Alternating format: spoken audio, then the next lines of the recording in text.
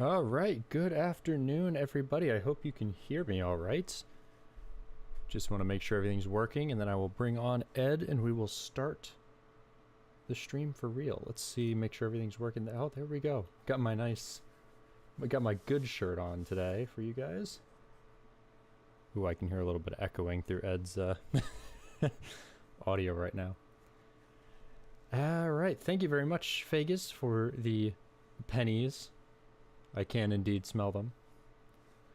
We're going to be going ahead and doing some War Thunder today. I'll be probably playing while Ed talks for the most part. I might jump in a couple times with things that I know.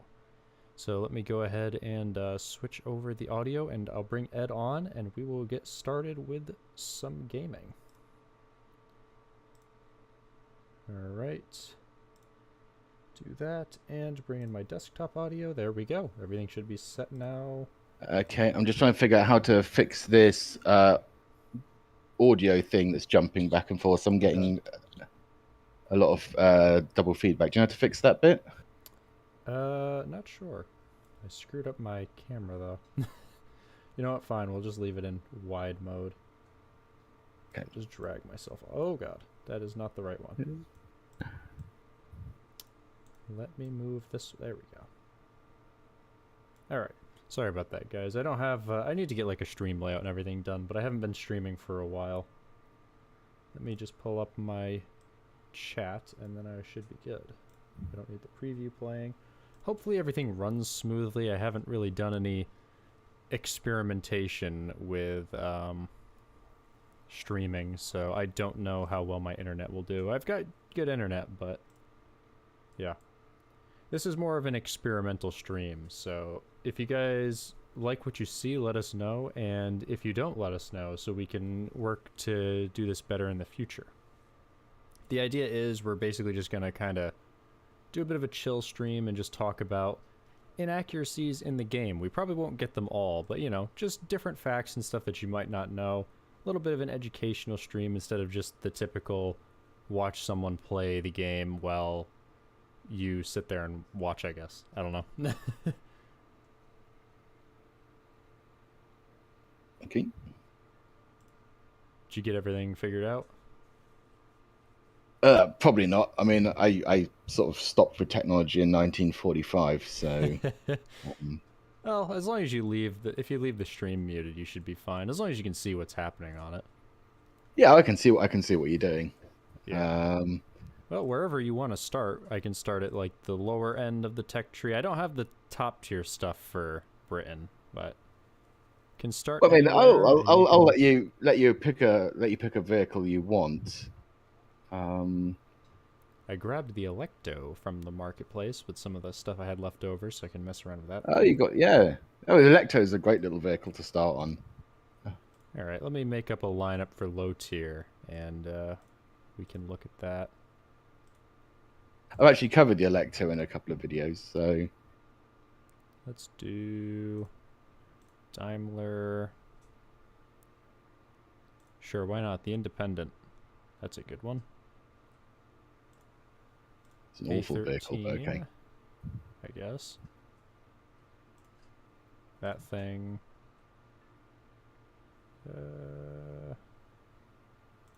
Need to train that on a crew, don't I? Yes, I do.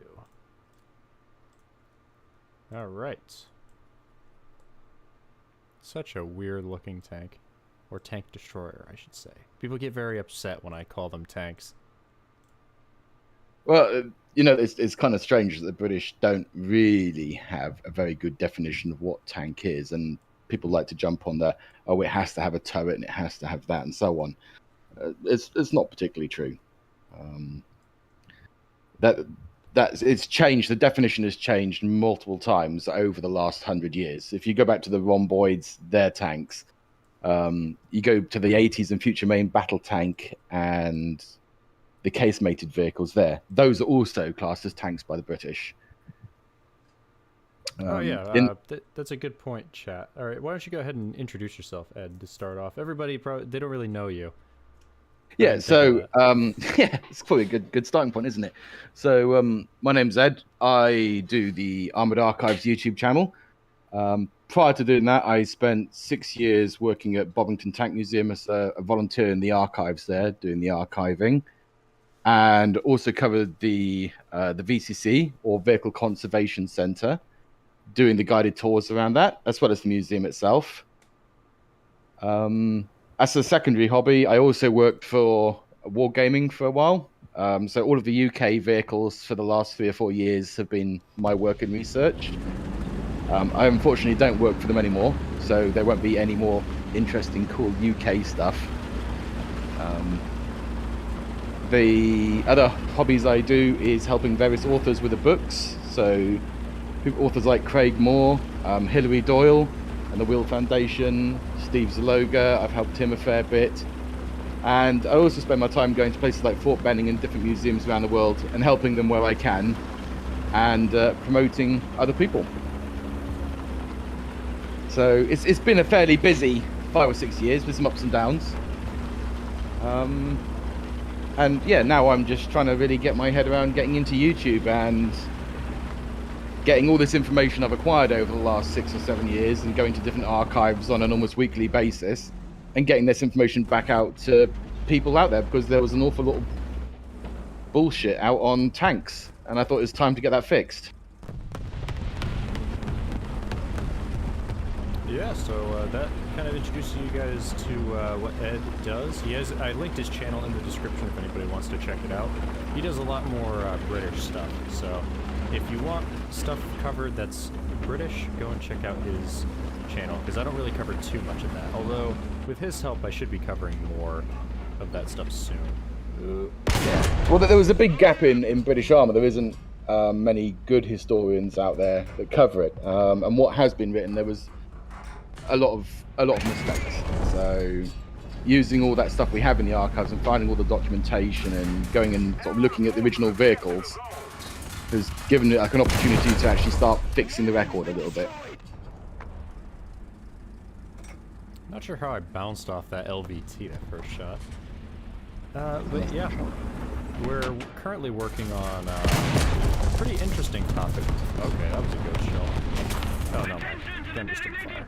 We're currently working on a pretty interesting topic that I think you guys will find quite unique, but I won't spoil too much of that because it's going to be a lot of new information.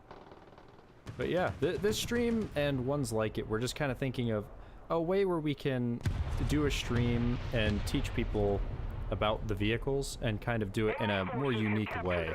This way Ed can kind of talk about the vehicles he knows, I can talk about the ones I know, while playing a game for you guys, so that it's not just me sitting here talking.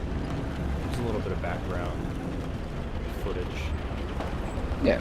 And I think what will be easier is if you sort of just ask questions rather than just allow me to ramble on and probably, you know, miss stuff. So if you've got specific questions on the vehicle that you're playing, or any myths that you want to like clarify. Yeah, that works.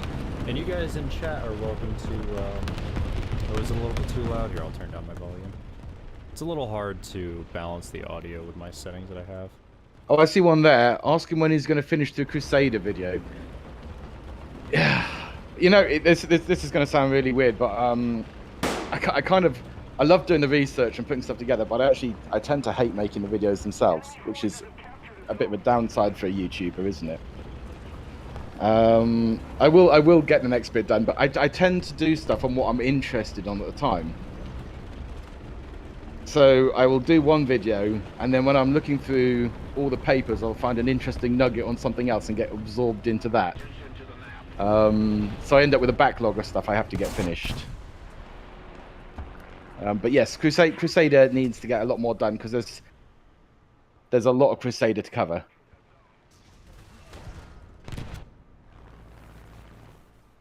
Wow, that IKV did not have any mercy for me there.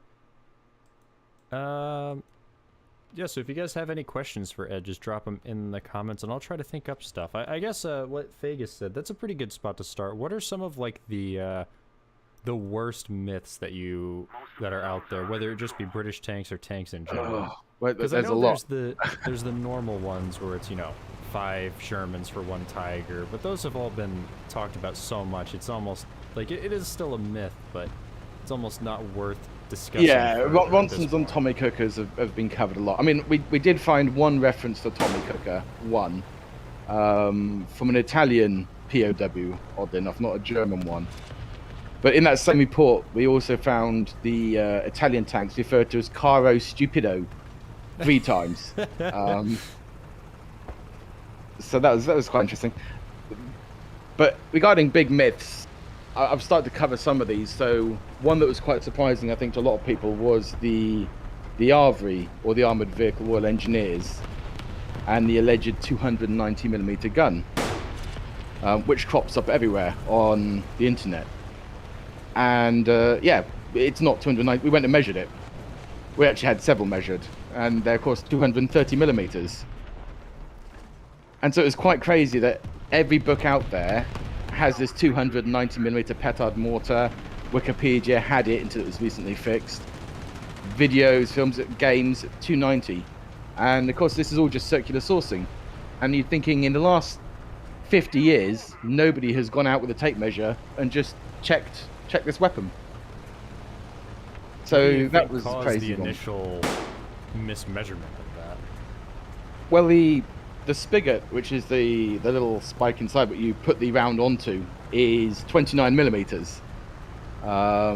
Because it was based on the same weapon that the Blacker Bombard was, which was the 29mm spigot mortar. And at some point, someone's put a decimal place in there, and so it's become 290.0mm. And then someone's changed that to 290mm. But this is something you can very easily check. So if you're a tank museum that's got one of these, and even the Royal Engineers Museum, which kept saying 290, it makes you wonder why they've got it in front of them. They haven't just gone, well, I'll measure that. Oh, fuck, I'm wrong.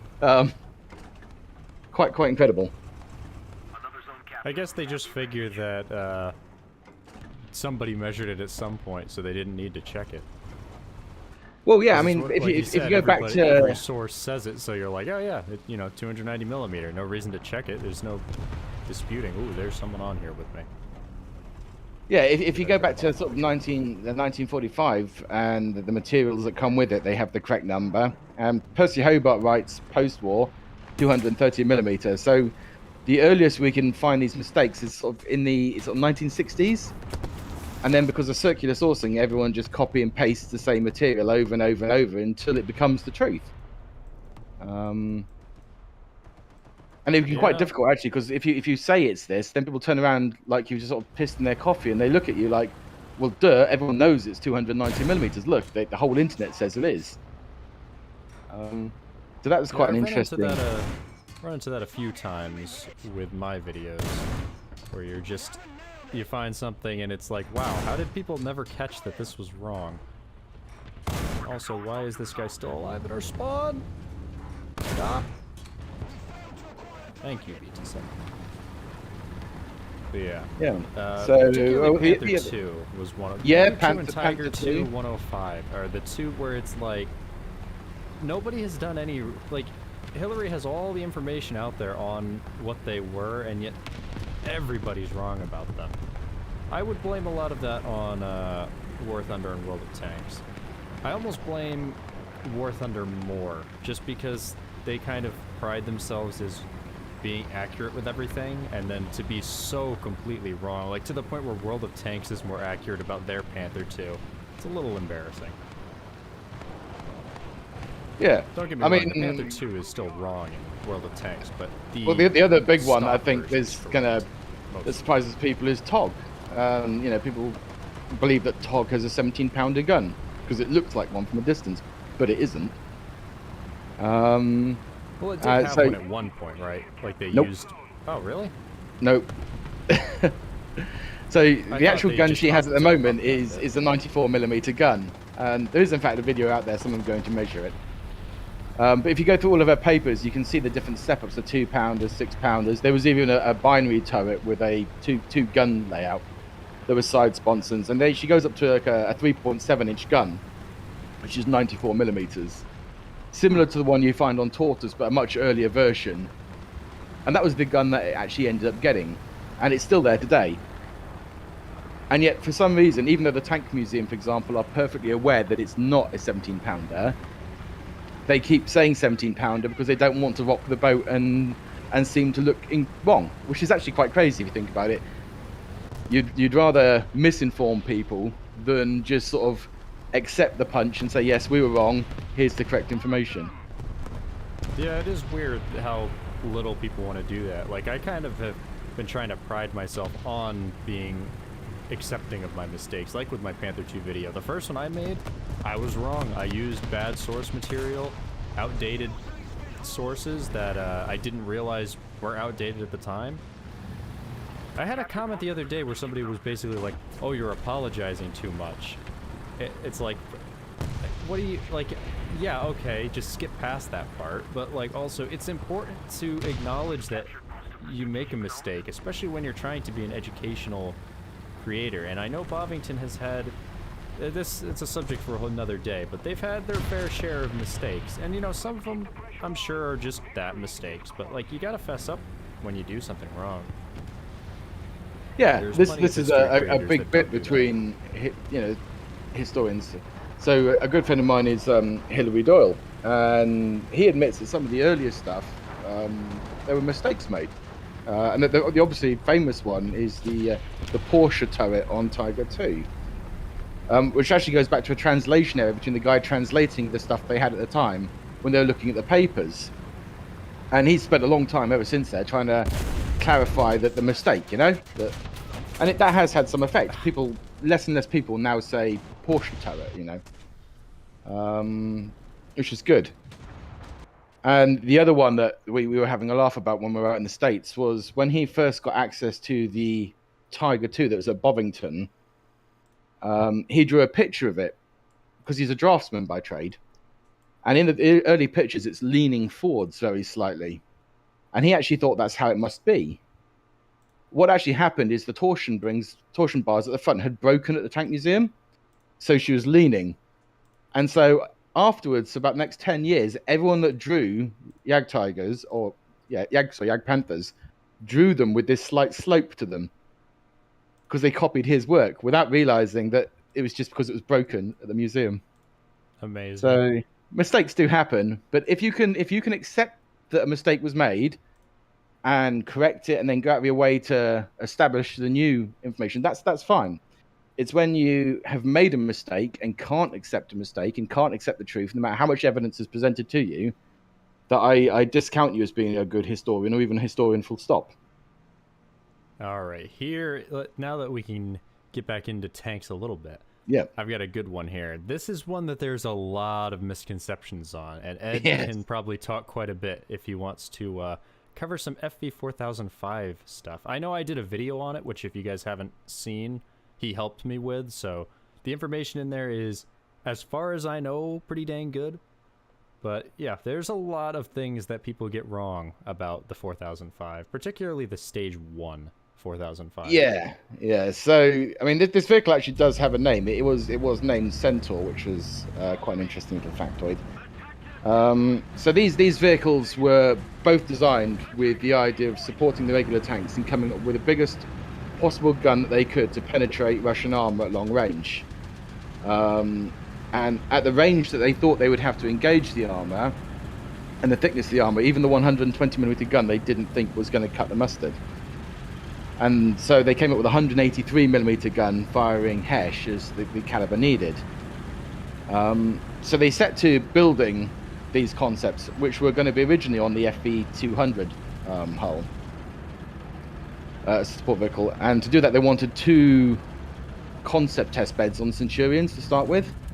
So the first one they built was using a concentric recoil system and with a rotating bit. It can actually rotate all the way around, but the common myth, of course, is this auto loader rubbish, that it's got an auto loader on it, and it doesn't.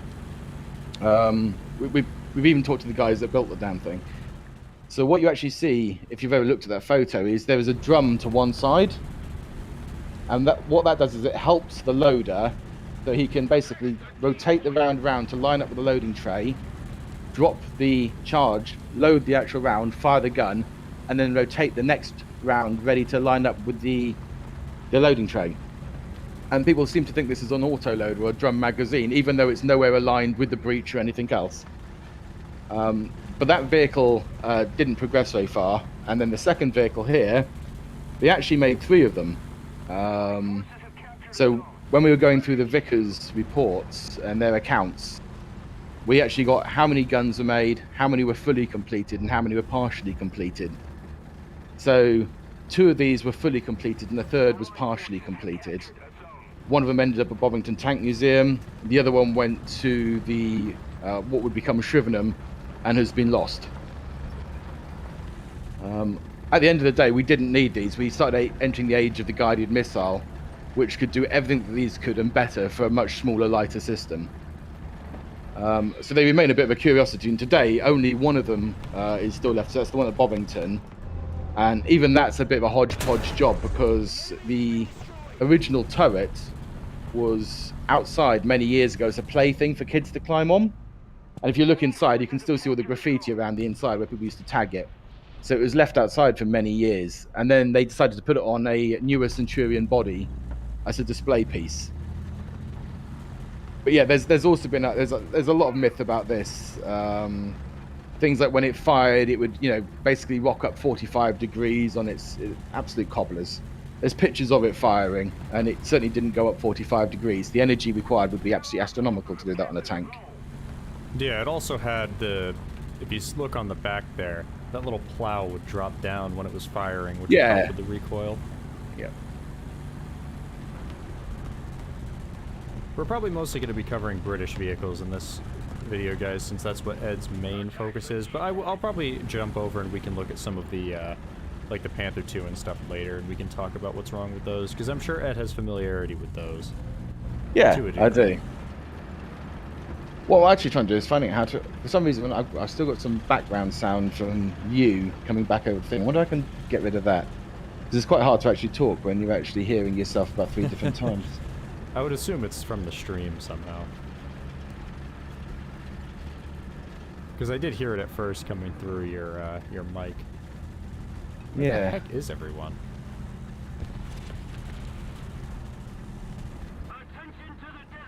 The Panther II in game has an 88, yes, but IRL it was never planned to have one. The Panther 88 and the Panther II are 2 separate projects.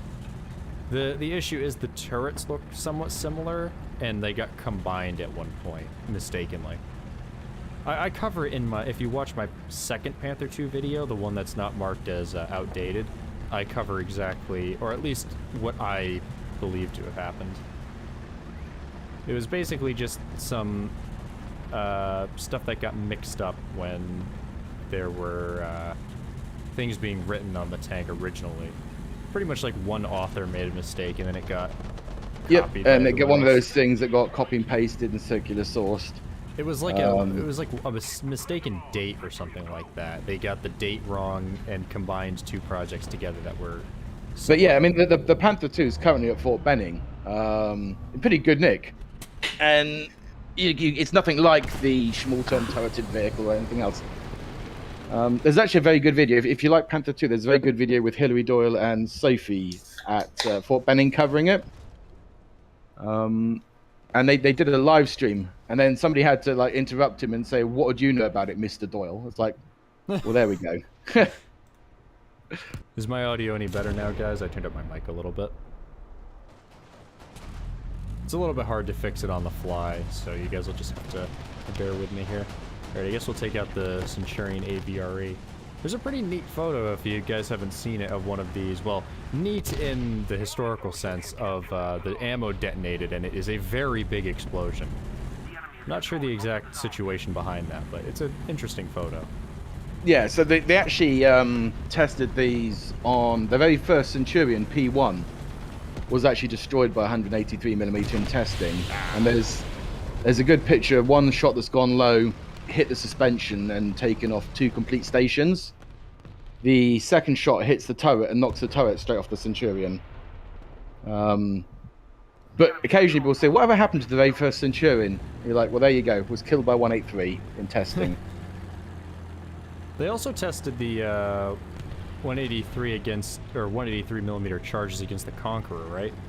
They did, along with Malkara and a few other missiles. So the vehicle that you might know as Super Conqueror, which is a complete bullshit name, it was actually made up by a guy called David Lister for Wargaming. The actual vehicle, they did have some burster plates made. There were actually 14 of them tested altogether. And they tested a huge amount of weapons against these, some 3-inch rockets, 105 Hesh, Malkara missiles, and the 183. And in that, of course, the 183 was very effective. It just compressed the burster plates down and still worked. And the Malkara missiles, of course, also smashed them open. But of course, we by that point we decided we were going to go with missiles anyway. And oddly enough, the very first British big missiles, like Malkara and Orange Williams, were giant Hesh missiles. Until we realised that shaped charges were probably the right way to go, like everyone else. Shaped warheads. You Brits love your Hesh. We did. God knows why. That brings up something. I was playing this yesterday with some people on my Discord, and we were talking about how long you guys kept rifling in your tank guns. And the guy I was playing with mentioned it might have been because of the Hesh. Is that real? No, or not is really. it just you guys kind of just traditionally kept it for now? No. Oh dear. So, Yeah, it's quite interesting actually. So, we did have rifled for a long time, and back in the sort of 50s and 60s, rifling was still the way to go. It was still slightly more accurate. Once you started getting better materials and computerized fire control systems, rifling lost any advantage it actually had. However, in the days of doing future main battle tank with the Germans, we sort of, accidentally gave the Germans the Chobham armor secret, which we didn't really plan to do, but we did. And we sort of told them off for using bits of it where they shouldn't have. They then offered us the 120mm smoothbore gun free of charge. So they weren't even going to license it. We could just use it, and they wanted us to have the same gun as the Germans had for the sake of ease. But the problem we had then is the people that made the rifled guns to the UK was Fort Halstead. And these guys had they'd done the 105, which had got them so much fame. They'd done the early 120. And so we actually then called these experts in to ask them whether the UK should now use smoothbore guns. So we asked people whose entire careers and history was about making rifled guns, whether the UK has switched to using foreign smoothbore guns. So you can imagine how well the answer that went. So once again, we stuck with these damn rifled guns. And it's for the last sort of about 30 or 40 years, you keep seeing smoothbores cropping up. The Director of General Armoured Fighting Vehicles of the UK, he certainly said he wanted Leopard 2. When the option of Challenger 2 came up, he said the last tank he wanted for the British was a British-made tank. He'd lost so much faith in them, and he wanted Leopard 2. And so periodically we kept saying, can we have either these tanks or these guns? And good old British pride kept us using these damn rifled guns. And only now, in the last sort of 2 years, have we finally moved over to smoothbore guns. Yeah, I figured it was something like that. And in response to, was it Yorin? The Tiger wasn't sunk, it just never got sent to the Japanese, from what I know. You're referring to heavy tank number 6. I don't know the full story exactly, but from what I've heard, the Japanese bought one Tiger, and the Germans kind of put it in a warehouse and never shipped it to them. I don't know if they ever got their money back. I would assume I think they did. But yeah, they were going to ship it via, like, U-boat or one of the Japanese submarines, from what I've heard. And it just never happened because of the Allies taking control of the water. They also bought, I think, Panzer III, maybe a Panther, I don't remember. There's a couple different things that they bought after seeing them. But yeah, heavy tank number 6 is not really a real vehicle in terms of Japan ever getting it. Oh, there's one in the chat. Could you speak about Conway? Conway's a really interesting vehicle. again, people seem to think it's a tank destroyer because of computer games. It's not. It is a tank by British definitions, and she's listed as a tank. So 4004 Conway goes back to that period when we're like trying to get a 120mm gun into a Centurion somehow, and we need to do it quite quickly. And so what we decided to do was put it into this sort of particularly raised turret, because we were told that you can have these Centurions to test on, but what you can't do is interrupt Centurion design or development in any way. You can't basically interfere with the hull. So we had to build the whole system so that the gun and the weighted recoil wouldn't actually go below the turret ring, so that if needed, whatever we were doing could be thrown off and the original turret put back on and the vehicle was good to go into battle. So we end up with this massive sort of box-like structure on top again, with a 120mm gun and an armoured front, which is how we get with that one. And they only built 2 of them, and interestingly enough, the very first ones they were testing out on used guns from a Tiger. So there's a picture of some of the turrets with an 88mm gun from Tigers they cut off, stuck on the front. Huh. I've got those. I've got a video on Conway, and those pictures are actually on there with the 88mm Conway. Oh, you missed the chance. You could have said the time Britain used the Tiger's gun or something like that. I could have done, and then like maybe put a bit of, I don't know, Mark Felton music over the top. Oh yeah, you gotta throw Hit that the in secret there. British tank gun, 88mm. No, I couldn't learn myself. Oh, that's the Tiger tech they used for D-Day. It all makes sense now. Oh yeah, from that absolutely awful book. There's something. If anyone's wondering what we're talking about there, it's to do with a book called Catch That Tiger. That's quite. I'm gonna have to make a video on the story that's in that. Yep. It's just a matter of finding the information to debunk it all. Not that it's that hard, because just reading it is enough to debunk it, but that's not enough for the Verapus. Yeah. Using a Tiger to fight off a U-boat in the English Channel and so on. Absolutely yeah, you amazing. gotta pull it out of the storage and then proceed to do that. But I think you need to cover the Amazon reviews, like such amazing history lost to time, and some of these facts seem a little off. A little. Like nowhere near the truth. Stupid weasels. Go away. What's that? Did Raden ever use APF SDS? No, it didn't. They only ever used APDS on Raden. Ed's like the most knowledgeable person alive about the tortoise, so if you guys have any questions while I play the tortoise, he knows everything. That's because I spent the last 3 years going to every archive on tortoise and so on with the damn thing. Oh, you come back here, Tiger 2. I'll get you one of these times. Actually, I'm talking about that. Well, in a week's time, I'll be up with Tortoise P6 at Kokubri Ranges. It's taken a year and a bit to organise, but I now have full access to the range up there, where the last other tortoise hull remains. So I'll be up there taking all the measurements and pictures. So yeah, I'm looking forward to that. I never realized from those photos that you sent that the tortoise actually went to Europe. I thought that they just kind of built it and tested it. Yeah, 2 of them were sent there. So that was the whole purpose. That's the reason we carried on and built the tortoises we did. Drac wanted at least enough to form a company so that he could test out various ideas for future heavy tanks. He wasn't interested in the vehicle itself. What he was interested in was an 80-ton mobile platform that he could use to test guns, weight tests. So when you look at those ones in Germany, they're going up and down the motorways and over bridges and so on, to see how German infrastructure held up with 80-ton tanks crossing it back and forth. Stuff like that. They were very good test beds. So there's a couple of them going across the Rhine on flotation barges just to see how easy you could move an 80-ton vehicle across on a barge. So that's why they had them. New trailers, new towing vehicles.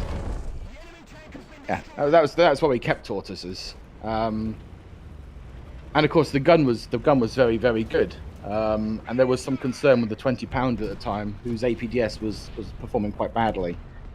So that's why I did the Tortoise versus Panther video, where you actually see the Tortoise gun shooting at Panthers and comparing it against the 20-pounder APDS they were using against Panthers on the Rangers. I got a question from someone asking what the top armor is on the Tortoise. I think it's like, what is it, like 50 or 100 millimeters? It's thick, I know that. It's pretty thick, but it's nowhere near that. Let me go and find... I know the rear armor is 100 millimeters. I'm not sure I'll what have the deck armor, though. Let me go and find the plans for you. If I have to dig out plans, I won't be able to talk at the same time. I can't multitask. No, you're good. I will hold down the fort while you find that. Will I find whatever the heck is hiding over here? Something was hiding in this smoke. Come on, team. I am many things, but an assault tank is not one of them. At least not alone. Oh, hello. He thought I was a building.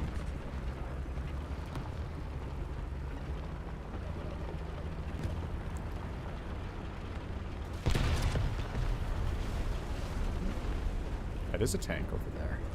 See if we can get him through the building. Oh, we can. There's actually a good question. Why someone said, what do you think about the very flat plating the English used for very long? Was it out of ignorance or factory constraints? No, it wasn't. In fact, we actually had very good understanding of sloped armor. In fact, we called it tilted armor. And throughout World War II, we did test various vehicles with sloped armor. There's a Cromwell with slope plate. There's a Comet with slope plate.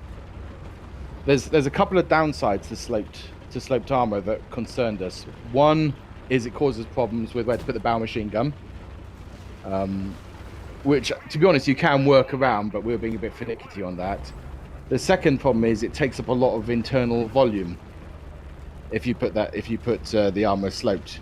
For example, putting the gearbox at the front, you have to move the gearbox back. You basically, if you imagine the half of your vehicle, if you tilt the plate at 45 degrees, you lose half the internal volume. It doesn't actually weigh any less, which is a common myth that sloped armor weighs less. It doesn't.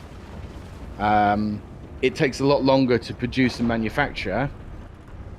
If you're driving across terrain that isn't flat, say you're going down a slope, you actually lose the protection compared to flat plate. And the final bit is we were quite aware of what overmatching was doing. So when you hit sloped plate with a caliber of shot larger than the equivalent vertical of that armor, you actually lose some of the protection that the angling offers. Interesting. And as the German guns tended to be sort of 75 to 88 millimeter bigger, it just made more sense for us to keep the flat plate. Towards the war's end, there is a lot bigger call saying we want sloped armor. Now everyone's got sloped armor. We want sloped armor. So the UK said, okay, right. Well, the next load of Cromwells will have sloped armor. To which the reply was, well, we've got a new vehicle coming out, Centurion, that has sloped armor. So stop whining. Along those lines. So, we end up with sloped armor. But of course, sloped armor actually disappears quite quickly if you think about it. And by the sort of later Cold War, it's actually done more for profiling than anything else. Because the best form of protection you can have is not to be hit. So if you can lower the profile, that's the best protection. So people today go, oh, well, look at this sloped armor, or is that a shot trap and so on? Well, modern rounds don't work like that. They don't ricochet up, and shot traps aren't really a thing anymore. So generally, you tend to see that slope plate from between Centurion is there, and by the time you get to things like Challenger or anything with composite armors, it's now all about shape and profile rather than actual direct line of sight thickness and trying to slope it. But even some of the early tanks, you look at World War I and things, and you look at some of the British vehicles, even things like Churchill. You've got the flat plates, the flat upper plates and the nose plate, but then the actual glassy plate is very well sloped between those two to make maximum use of the actual angling, while still keeping the internal volume. So I think it's more a case of people misunderstanding the advantages of slope plate than saying, well, the English didn't understand it. I had a good question. I lost it. It'll come back, I'm sure. There is another one in chat, though, from Fagus. Concept of designated assault tank and cruiser tank so prevalent. No, not really. No. I mean, we kind of, I think fairly on, people were realizing that we knobbed up with stuff because we wanted to get rid of the infantry tank and cruiser tank thing by about 1943. In fact, Montgomery was certainly asking for the capital tank, which became the universal tank. But one of the other things people say, oh, you always hear the British had two tanks. You know, they had cruiser tanks, they had infantry tanks. That's not true. We actually had quite a few classifications. We certainly had light tanks, like other countries, and we had assault tanks and heavier tanks. And by 1944, we had too many classifications. We had heavier tank, heavy assault tank, heavy cruiser, medium cruiser, light cruiser, heavy infantry, light infantry, and so on. And in one document, for example, the A33 gets called a heavy cruiser, a heavy tank, a heavy assault tank, an assault tank, and a medium cruiser, all in one document. So you can see where there's some confusion starts to appear. Can't make up their minds. Ultimately, by 1945, we've ditched this concept and we come up with the very first universal tank, which is the A45.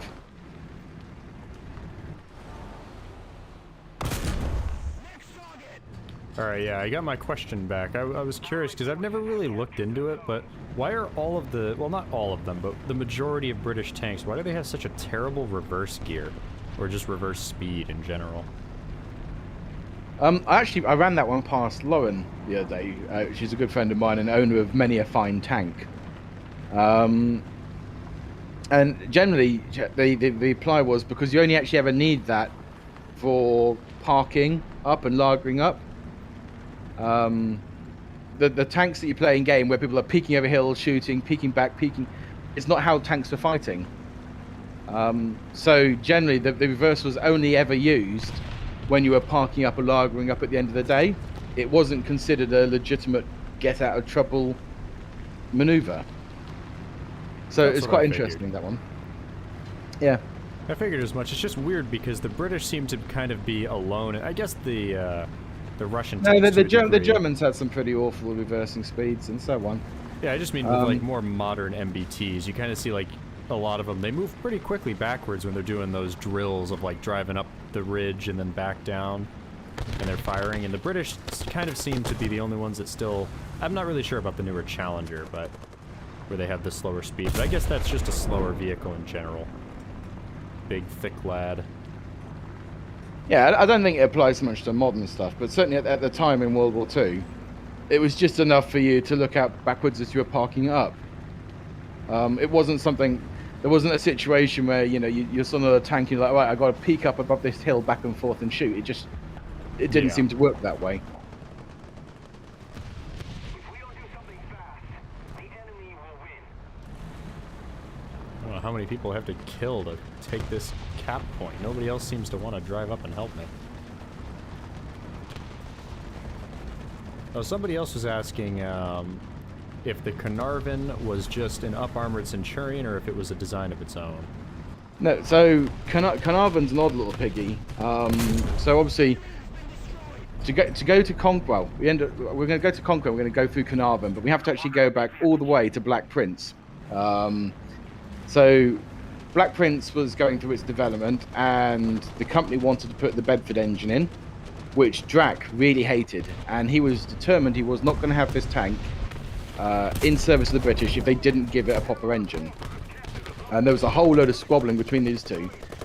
So what Drac does is on the side, he issues an infantry tank specification of Centurion, which became A45. She's got different suspension, she's got the much smaller road wheels and so on. But essentially, she was to be an infantry version of Centurion. That becomes A45, the first universal tank. She is then renamed FV201 when the FV system comes into place. And P1, FV201 P1, is the A45 with some modifications.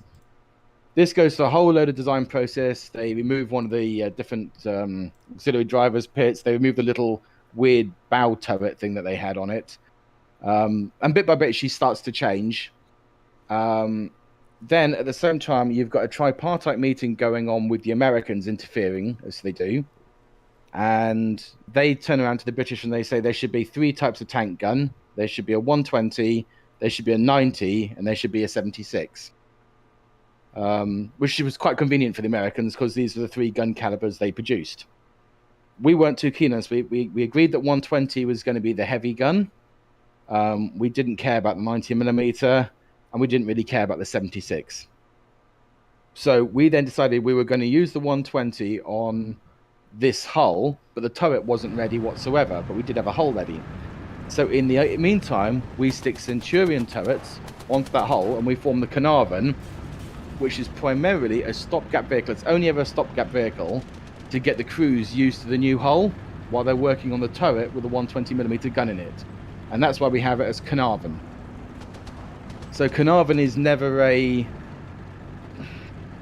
tank to go into full service. She is only ever a stopgap vehicle until they get Conqueror's turret working. Oh, I've got another good one, unless somebody else has said anything. Why is it that, I mean, I'm sure it's like just a traditional sort of thing, but why do the British always name their vehicles something that starts with C? Or almost always. Yeah, that one comes up a lot actually, and nobody's quite sure where the C thing starts. And it just seems to be that people just carried it over. There's no written authority saying you shall name your vehicle after C something. But there were other terms that the UK used. So, for example, artillery vehicle were named after ecclesiastical vehicles, priest, sexton, bishop, and so on. Even AS-90, the mostly current vehicle, has a cheeky ecclesiastical name, but I can't say it on YouTube. The flamethrower vehicles were named after reptiles or mythical reptiles at least. So you have things like crocodiles, adders, basilisks, chimeras, all sorts of stuff like that. Cars, American cars, were named after various dogs: wolfhound, deerhound, boarhound, staghound. So you got this sort of different line that goes through. So every vehicles, all different vehicles and different services, had certain names. Tank destroyers were a little bit odd.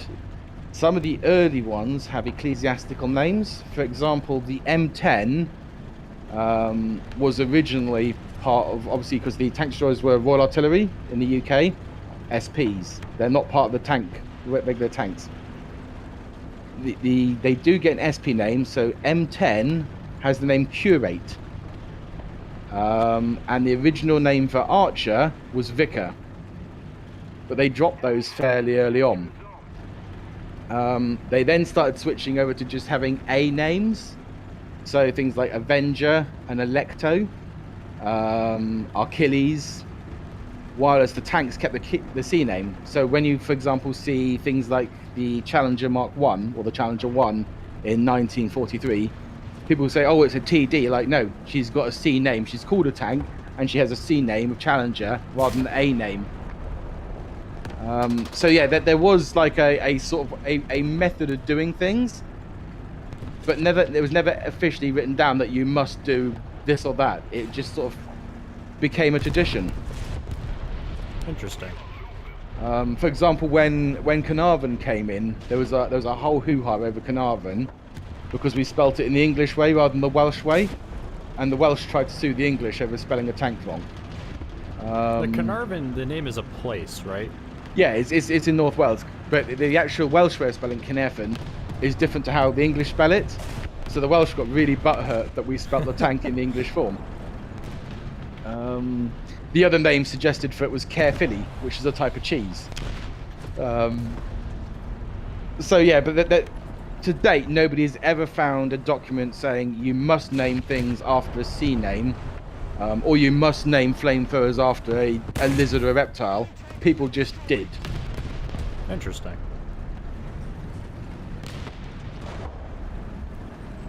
There's a Tiger 2 around up. Yeah, this is pretty much the Black Prince experience for anybody who might think they want to pick up this vehicle. You kind of drive forward and then just get killed by a Tiger too.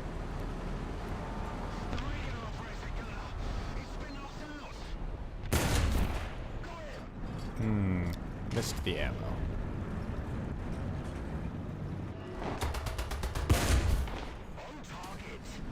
Oh yeah, got that good reverse speed. Oh no. What is that? Why did English vehicles not use armor-piercing high explosives so often? Yeah, that is, it's a little bit of an oddity one. One of the things I was sharing with Hillary today was during North Africa, the American and British crews using the Grants would find German 75 armor-piercing high explosives, and actually mount those warheads or the shell heads to the casings, the American casings, and produce a hybrid round that was half American, half German to use, which apparently was a very good round, unless it was done incorrectly, in which case the round would break apart. Yeah, that's not something that you want. Quite why remains a bit of a mystery. I've never found any good explanation why we didn't, because we knew how effective they were, and we knew they were dangerous. So why we didn't, I don't know.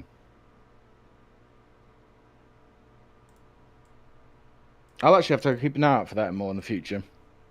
Do a little T-14. That's a bit of an interesting one. I don't know a lot about T-14, but I know that it's a mixture of a U.S. and a British project, right? It's like the U.S. version of it's to do, yeah. So, with Churchill, when Churchill first came out, it was an absolute disaster. Yeah, people always jump on Covenanter being a bad tank. Covenanter was actually not a very bad tank at all. But Churchill was an absolute mess. She had a life expectancy of 50 miles before a complete overhaul when she first came out. And there was actually, the original workbook had a big warning at the beginning telling the tankers that, you know, they know it was a mess and they were going to do their best to fix it. So with that coming in, the UK then realised they wanted another assault tank. And this is quite an important little moment because the Churchill was never designed as an infantry tank to start with. Even though people think they know about infantry tank and this, she was actually originally assault tank. And so they send an order out saying we need a new assault tank, and the UK firm sets to doing one, and we also ask the Americans.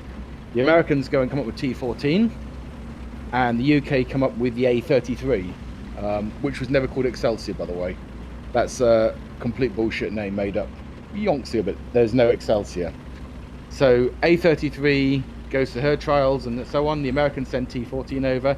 Both of them actually do very well. They're both very good tanks. But by the time they are at this stage of going through tests and acceptance, they actually have fixed most of Churchill's problems. And then you've got to think up, right, now we've got to start doing all the retooling, all the shipping, all the sending over. And it was more hassle than it was worth. Because by the time you've actually invaded it, by the time Normandy's come around and things, pretty much the writing's on the wall for Germany. As much as Wehrbu's not like that. The war was, the end of the war was foreseeable. And there was no way the Germans were at that point going to win. No, they just needed the mouse and more panthers. Just a few more walking walker mouses. Yeah, that's not going to happen. The America bomber, not going to happen. So yeah, there was no point in then going, right, we'll have to retool. So basically, you can't just start producing a new tank. It takes about 6 to 8 months to turn a factory over from one thing to a complete another thing. And you still need to be producing tanks during this time. So we just kept on with Churchill. But don't make a mistake, A-33 and T-14 are both excellent tanks. Just not needed by that point. Yeah, it sounds like a lot of the Allied projects for vehicles. The T-series of heavies, a lot of the early post-war stuff, it was just like, partially like, you know, they're just trying to figure out what to build next, but also just kind of stuff that they don't need. Really? How did he one-shot me? There was a mixture of panicking in the early days. There was sort of development testing. Some things panned out, some things didn't. There was also a lot of political issues going on at the same time. Various politicians wanted stuff. I mean, like I said, Tortoise was initially asked for. Then a lot of people said we don't want Tortoise. But Duncan Sands, who was obviously Churchill's son-in-law, he really wanted Tortoise. So he had enough clout to get things to go through. And there were some awful tanks made that shouldn't have ever been made, but you had a lot of people that run these train companies and car companies making tanks that were Lord this and Lord that. And they had enough connections at Parliament and to the PM. And Churchill could be a very indecisive man when it came to sort of, telling his friends no. So stuff was pumped out at times that should never have been done. And sometimes what you needed was someone to say no. But it just didn't happen. Oh, that's a good one. Talking about what we were kind of on before about names. Were all the nicknames for American vehicles given to them by the British? I don't think they all were. I think the Hellcat one wasn't, but I could be wrong. No. So the Americans, originally, they like just using numbers. In fact, the Americans called everything M1. I still think it's a law in America that you have to call your firstborn M1. I'm not sure on that one. But they like using numbers. We had this situation, especially Churchill, when people were saying, oh, well, we need an M1A1 this and an A1M1 that and so on. He was getting a bit confused. Like, well, just come up with some fucking names because I'm getting confused with all this stuff. So we started naming things after American generals. And we had our own names for stuff as well. So like I said, American armored cars, for example, Greyhound, Wolfhound, Staghound, Boarhound, Deerhound, and so on. I think the Americans did pick up on a few names, but there is also a list that the Americans had, which had ideas and names on there. Things like Copperhead for the M19. They had also things. King Kong was a name for one of the artillery pieces that was suggested. But it was never too finalized. So one of them was like, we need to name things after big cats or dangerous animals, There's quite a few for there's the name Slugger. People say, oh, the name Slugger was never used. Slugger was officially recorded, as was Jackson, as was Blackjack for the same vehicle. So there are a list of American names, but they're never officially used. It doesn't come up in so much in the way of documentation. So you still see when you're reading through American documentation, you still see M1 this, M1A that, M4 this. When you read British documentation in the archives, you tend to see these names, the British you see the British names crop up a lot more. So you might see a cruiser's name like A1 or A9 or something, but also in the same document you might see another name come up. It's just an interesting, different way of doing things. I've got a pretty good one. I don't know if I'll show the video on here, but I saw a video not too long ago from another history sort of channel, and it was like, I don't know if it was like the worst 5 tanks, or it was like a list of a couple tanks that they said were the worst. And one of the ones on there, I cannot remember the name. It's the one that everybody always gives a lot of trouble. The one with the radiators on the front. The poor Covenanter. Yeah. Right, yeah. It was like Covenanter, I think one of the L3s, the Bob Semple, the Mouse, and then I don't remember if there was another one. Oh, the poor Covenanter gets so much flack. So Covey has a problem when she comes out, like a lot of tanks do. She's rushed off the drawing board. So prior to the declaration of war, the UK has a large but mixed mechanized force and tank force, and we're producing lots of weird tanks in small numbers, 3 of this, 2 of that, 1 of these. And we haven't really got a clue what we're doing. We've got lots of different ideas and lots of different designers and lots of different concepts and lots of different test vehicles. And all these vehicles undergo months of testing. So if you go into National Archives and you look at some of the very early vehicles that were, 1938, they got like an 8-inch thick folder, and they're testing everything. It's like, change this nut, move this bolt, 2mm shaved off here, send it back and forth. Almost daily tests. When we suddenly go to war, we realize we're a bit screwed, because we haven't actually got many good working vehicles, and the ones we do have are soon lost over in France. So we now need to get all of our industry which has been a bit lazy to start producing tanks very quickly. So we're turning up to these different railway companies and saying, right, stop making trains, you're going to make tanks. You've got no experience in making tanks, but you're going to make tanks.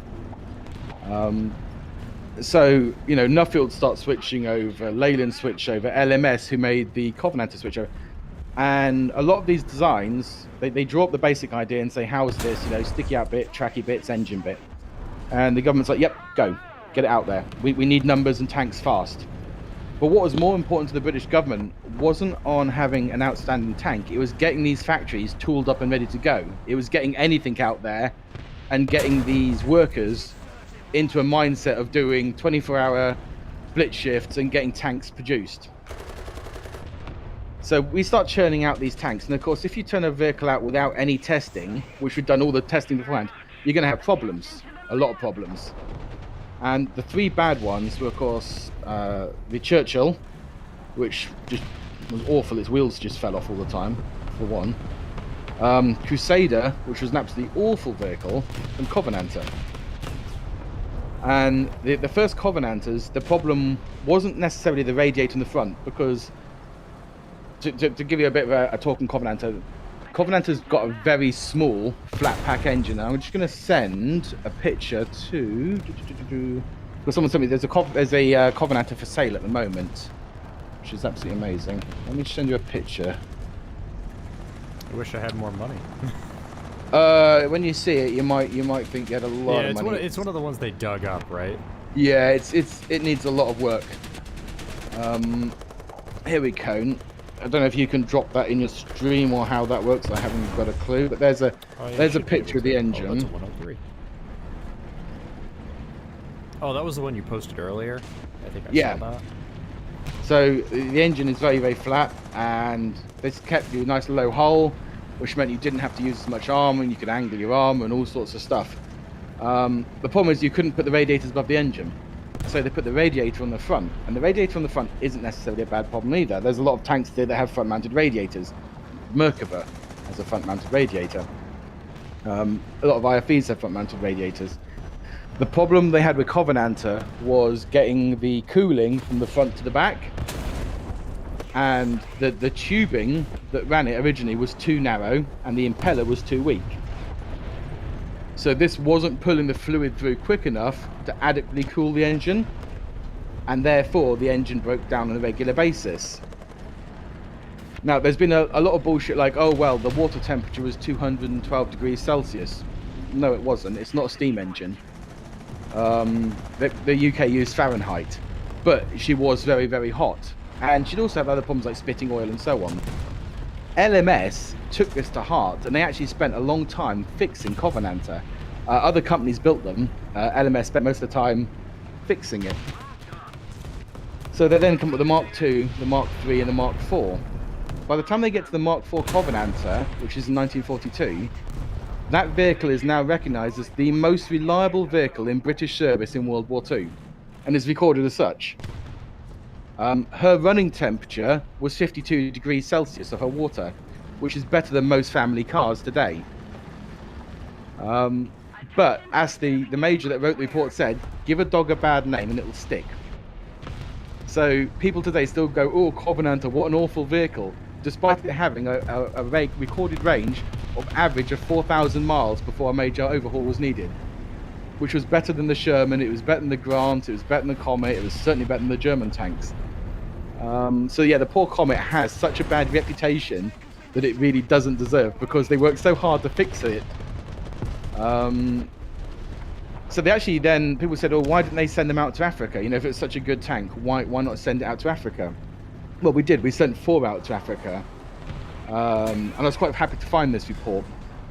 And they do some trials, and they start off doing a trial against Crusader. And then Crusader falls apart after 40 miles.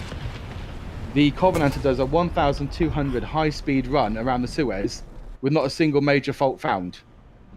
A few little issues, some of the rubber froze on a road wheel, one of the side bits comes a bit loose, there's a crack on one of the clasps and stuff like that, all to be expected. But you're still doing a 1,200-mile high-speed run around North Africa, and the temperature is recorded as fine. In fact, they had to put a specially designed blanket to warm it up in the morning, because it was so cold and cool running. So yeah. Then people again. So to go back, people say, well, why didn't you use it in action? Because the UK said we don't need a 2-pounder gun and we don't need 30 millimeters of armor. The Crusader is an absolute death trap. It's no match for the Panzer III or the Panzer IV. And we didn't want, again, that crap gun, that armor. But what we did want was a tank back in the UK that was an excellent training vehicle. And so most Covenanters remained back in the UK doing what they did best, which was being a training vehicle. And that meant that every new Sherman we had could be sent straight to where it was needed in North Africa and not stuck in the UK playing silly buggers. And most Covenanters worked into about 1944. They start suffering higher breakdowns towards the end because there's been no parts for 2 years. But otherwise, yeah, it was actually an excellent vehicle, but it did get a bad reputation very early on, and unfortunately that reputation is stuck. I wouldn't necessarily call this stream a Tiabu's wet dream. We're just kind of It's disproving some of the myths about British tanks. No. There are plenty of things. There are that plenty they of bad did things wrong. about British tanks. And I can certainly cover some of the awful vehicles that are out there as well. Somebody was asking earlier, and now that I'm playing it, why the Archer's transmission gears weren't reversed. Why it basically was kept so that it would drive backwards. No idea. There we go. Answer that one. Not a clue. My guess is probably because it was meant to be put in place as basically just a transportable field gun. It wasn't really meant to be driving around. That would be my educated guess. Ow. Oh, no, I know I don't know. I know she starts off on a Vanguard hull, oddly enough, but quite why they did that, I don't know. And if anyone thinks Eddie's a T-Boo, he loves things all British, you should see my views on Ajax. That'll tell you that I am certainly not a necessarily big fan of things that we're working on in the UK. Can you please talk about the old FE100 Super Heavies? Okay, FE100 isn't really a thing. It sort of is. When they came up with the FV numbers, 200, 300, 400, and so on, and the corresponding sub-numbers, they put aside a number for all super heavy experimental projects. And that actually included work on Tortoise. So there is actually a part of Tortoise being given an FV100 designation. So anything that was super heavy, experimental, conceptual, or a bit stupid, that's what the FV100 box is for. But yeah, other than that, there's no actual FV100 vehicle, FV102, 101, 102. They're just an allocation. It's an allocation number. Now, those other vehicles you talked about, Cone. So you said about the Covenanter, the poor little covey. Sheds a tear for the covey. The other one was, of course, that little amphibious vehicle that was recently on the top 5. That truly is an awful machine. It's terrible. I think that tank historian guy was being too nice about it. No, it wasn't the top 5 on the Tank Encyclopedia channel or any of those. It was like, I think it was the front. I don't know, I was just watching it. I mean, like, some of the points were true, but I don't know. It was just like, it kind of felt like just a randomly picked list to me.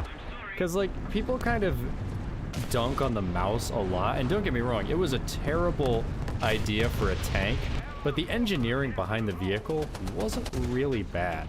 Like, it's probably one of the best engineered vehicles you can find, just because they had to engineer so many solutions to problems that they created.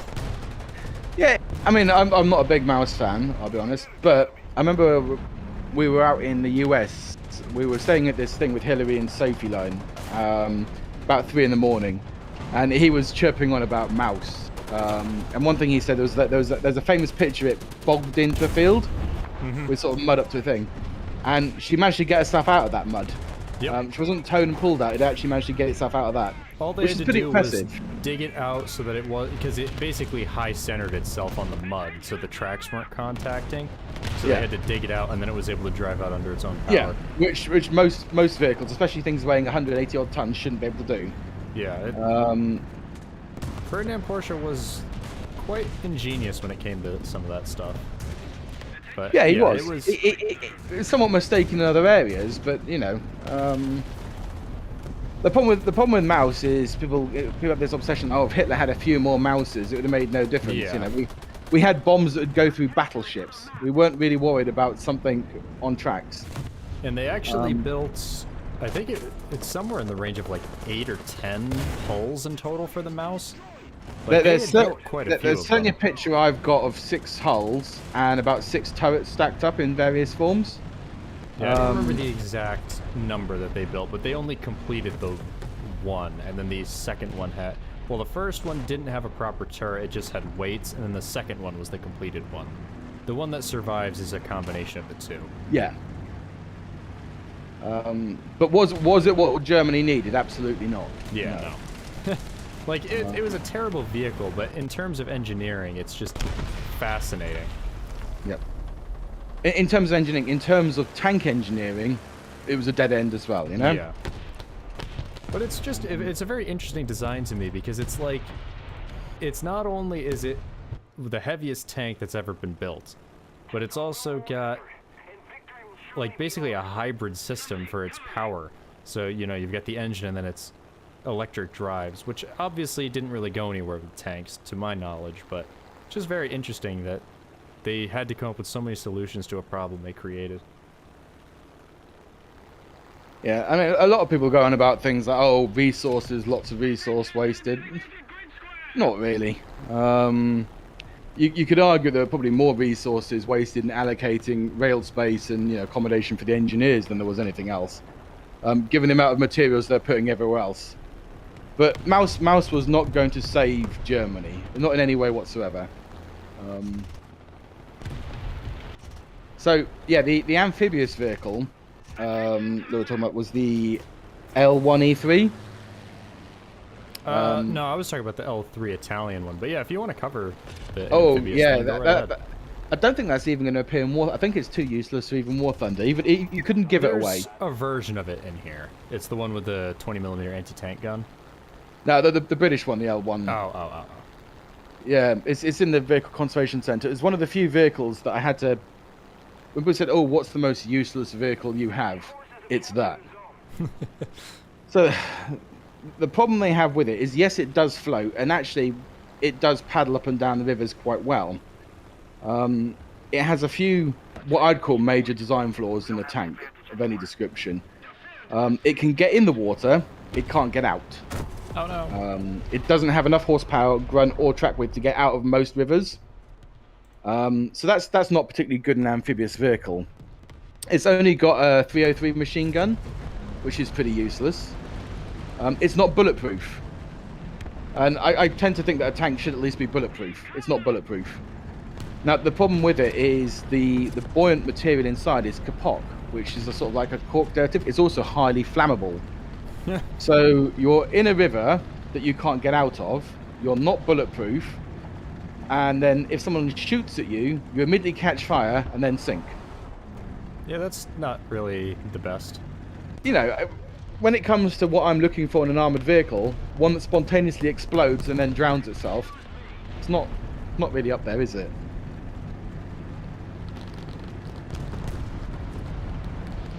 So yeah, that's in my list of pretty useless vehicles.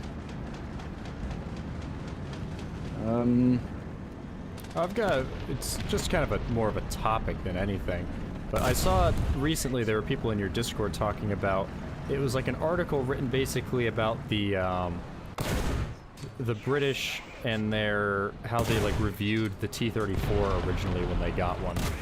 And they actually gave it quite favorable ratings on a lot of things. I wasn't sure if that was actually true or not. No, they were kind of joking about it a lot, but I think a lot of people Laser Pig, I'm a little bit annoyed that he made the video about how overrated it is, because I think the T-34 is actually a much better tank than people give it credit for. There were bits we liked and bits we didn't. I mean, some people said, why don't we just, you know, get the plans for this T-34 and produce it in the UK? Clearly it's having an effect on the Germans. But that answer was never going to get anywhere because it's not British. For the same reason that even today it's very hard for us to ever accept a foreign vehicle, you know? It wasn't going to happen. But we had different things. We liked the overall well-sloped armour. We liked the engine. The gun was very adequate. We did note that it was very crudely built, except where it needed to be good. The bits that needed to be very good were very good. The rest of it was tacky, and the welding was terrible. A lot of people say that Russian optics are bad. We thought the optics were very good. Nothing wrong with the optics system, and the sights were well laid out. The quality of the metal was okay. We felt our metal was better. We felt the American metal was better, but otherwise the metallurgical stuff was fine. Good tracks. We liked the T-34. We actually quite like the KV-1. So I don't know why people might think we didn't like it. The only thing we were unhappy about, or we didn't like we like a rotating fighting basket in British tanks, which T-34 doesn't have. You have to sort of walk the gun. We didn't like the ammunition stowage in places because it caught people's feet and you could trip over it. But yeah, there was nothing too negative about T-34. So if anyone says the Brits thought the T-34 was rubbish, they're talking out their ass. Yeah, I think it's kind of almost a developing myth at this point that the T-34 was not a good vehicle. Because, I mean, you look at the amount of them that are still in service today, whether it be in the Middle East or I think North Korea still has some of them. It's pretty incredible because it's... Yeah, there's like T-34s still in African countries. It wasn't built well. It was built poorly. The weld gaps and everything. But it's like you were saying, where it needed to be built well, it was built well. They just rushed everything else. Because what's it matter if you have a 4-inch gap in your weld on the back of the tank? Are you planning to get shot in your back? Yeah, exactly. It was crude because it didn't need to be, beautiful. You didn't need to waste an extra 2 days doing something if you needed it out as soon as possible. And people, there's one of those sort of tank myths, and people say, "Oh, what is the best tank? Best tank this, best tank that." There's no such thing as the best tank. And it's one of those absolute bullshit things with tanks. They're not top trumps. There's no such thing as the best tank at all. What you have is the most suitable tank for the situation you have at hand. So if you're in the middle of the Umbongo jungle and your neighbors have got, a particularly sharp slice of mango as a weapon, then a T-34 is a perfectly adequate vehicle. You don't need an Abrams and a billion-pound budget and a General Dynamics team, pestering you day and night with emails. You just need a tank that works, and a T-34 is fine for that.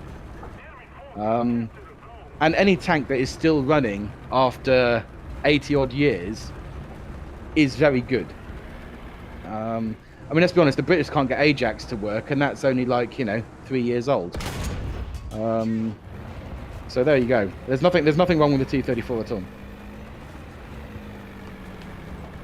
And for the record, for anybody wondering, the T-34-57 is a real tank, but they only built I think 14 of them or something. Also, never really got the name T-34-57 from what I remember.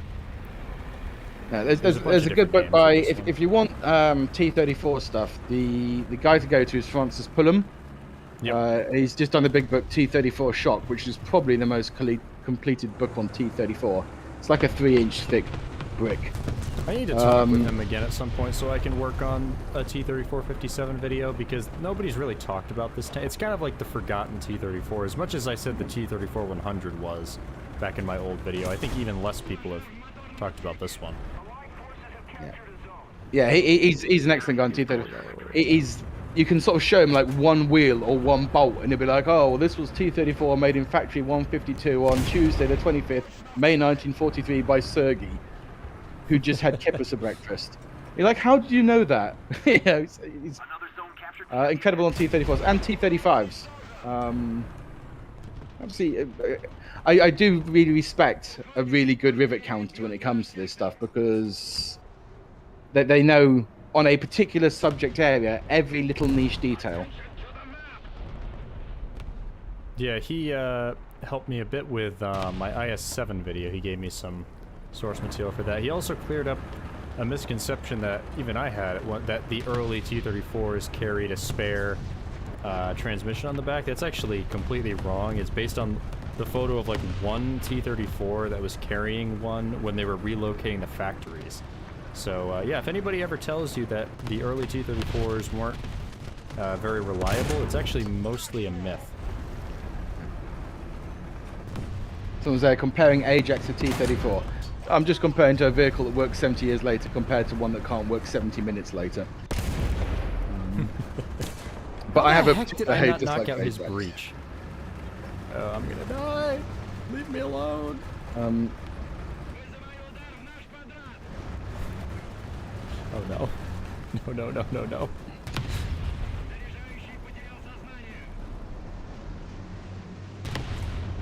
What's the other vehicle that's always so beaten on? Poor Bob Semple. Yeah, Bob Semple gets beat on a lot. That's one Yeah. I gotta cover. It either gets joked about being the best vehicle ever, or people say it's the worst vehicle ever. It's neither. It was pretty good for what they were doing. If you were worried that the Japanese were going to invade your island, you had no indigenous tanks, you couldn't import tanks, you hadn't got the capability to produce them, and you've got something that you can build that can carry a few machine guns, it's better than nothing. Obviously, the biggest myth, of course, is it's got corrugated iron armor. It doesn't. Ultimately, you've got something that you can couple of guns on, shoot any invading Japanese infantry. It's better than nothing. Oh, you're right, Vegas. Yeah, M3 Lee does get a lot of crap. I was talking to the chieftain. It must have been a couple weeks ago now, because I was mentioning the whole coffin for Seven Brothers nickname. That's actually not legit. The Soviets actually quite liked the M3 Lee. It actually did perform fairly well. It just wasn't as good as some of the later vehicles. But yeah, M3 Lee is not as bad as people think it is. Or M3 Grant, depending on if it's got the British turret or not.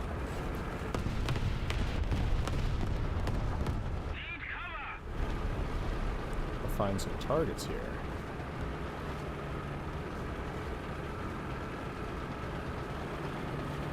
But yeah, the Bob Semple also didn't get the cannon it was supposed to have, so it only had machine guns. It was supposed to have an American 37mm, or I think a British one, but the British couldn't send them any. Something along that line, or they wouldn't. I don't remember which one it was. Cruising up here. Oh, sorry about that, buddy. The M3 is quite a large tank, though. I've seen one in person. They're what is the thing, 10 feet tall or something like that? It's a big boy. The M3 was really liked by the guys out in North Africa. Yeah, I was talking about how there's the whole coffin for Seven Brothers thing, but that's kind of I don't know where that came from, but apparently that's not true. No, I mean I don't know I don't know the Russian side, but I've been going through the North African trials today because I've been doing the video on Bullhound, and then talking with Hillary on the Marmon Harringtons, or actually the Sarks to use their correct name, because Marmon Harrington's a bit of a misnomer. But obviously they give a full report of every single vehicle, what the crews thought, problems. And obviously the worst vehicle we have in North Africa is Crusader. It's truly hated. It's loathed. The vehicles that they did like were, it's the M3. It was very popular. The only issues, you had some suspension issues. Nothing major, but there were some suspension issues. And they loved the Sherman. They couldn't get enough Shermans if they tried. The least popular vehicle again was Crusader because it was a death trap, and if it ever made it to battle, it just died. I don't know that the M3 Lee was ever used in Europe outside of the Eastern Front. I think they just brought Shermans. I don't think they ever brought the M3 No, they Lee used them in Italy, recovery vehicles and a command version. I don't think they used any gun tanks. There are pictures of M3 recovery vehicles, and there's a famous one of what looks like it's an M3 with a Sherman turret on top, but it's just a dummy and it's another command vehicle. Interesting. Why was it? Was it because North Africa? Because the alternative was Crusaders? Well, you had a good gun. The 75 was a good gun. The armor was considerably better. You're talking that you're still dealing with Panzer IIIs out there, early Panzer IVs. Their armor isn't amazing. The German guns aren't amazing. The big danger is, of course, anti-tank guns. The 50mm anti-tank gun, especially early on. But the 50mm, when it shoots the M3s, it had a good chance of ricocheting off and bouncing off the front of it at ranges, which certainly wasn't going to happen with things like a Crusader. which at any range you would go through and wreck the inside. Wouldn't the most hated tank be Covenanter? No. Right, next question. Just covered Covenanter. Yeah, if you go back a little ways, we did a lot on Covenanter. Not as bad as people think it is. But no, so the British troops, they give their full feedback, and they like the M3, and they like the Sherman. So, you know, I can't really question them on that one. They like the American vehicles. Not all of them. There was one of the white scout cars. They didn't particularly like that because it kept tipping over. But certainly, yeah, the M3 was popular. Why is it you think that some vehicles get such like a bad reputation even when they performed well after they've been used in combat? I'd say down to more modern historians and the changing of history, how people like to take a biased view on things. Oh, and thank you for the donation. What was it? USS. I'll scroll up in a second. Your chat. You know, a tank I feel I've neglected is the Valentine. Yeah, Valentine's a very good tank as well. You know what? It's very strange that the Valentine really wasn't wanted by the British when it first came out. When we were going through all the different vehicles, we specifically asked for a 3-man turret, and early Valentine didn't have a 3-man turret. And so when they turned up for the trials along with Matilda did very well and was put into service and given an A number, and that's Valentine nice. Wasn't, and that's why she doesn't have an A number. They initially declined it, Leslie Little's machine, and then when they realized they desperately needed tanks, they put it in, and Valentine turned out to be an exceptionally good little tank. So yeah, sorry for missing that one. She is a good tank, and does fairly well in North Africa. The Russians quite like the Valentine as well. It's very popular with them. They also quite like the Matilda, I believe, aside from the gun. Yeah, but Valentine serves longer than Matilda does. She's one of the few tanks that serve throughout the entire length of the war, as does Covenanter.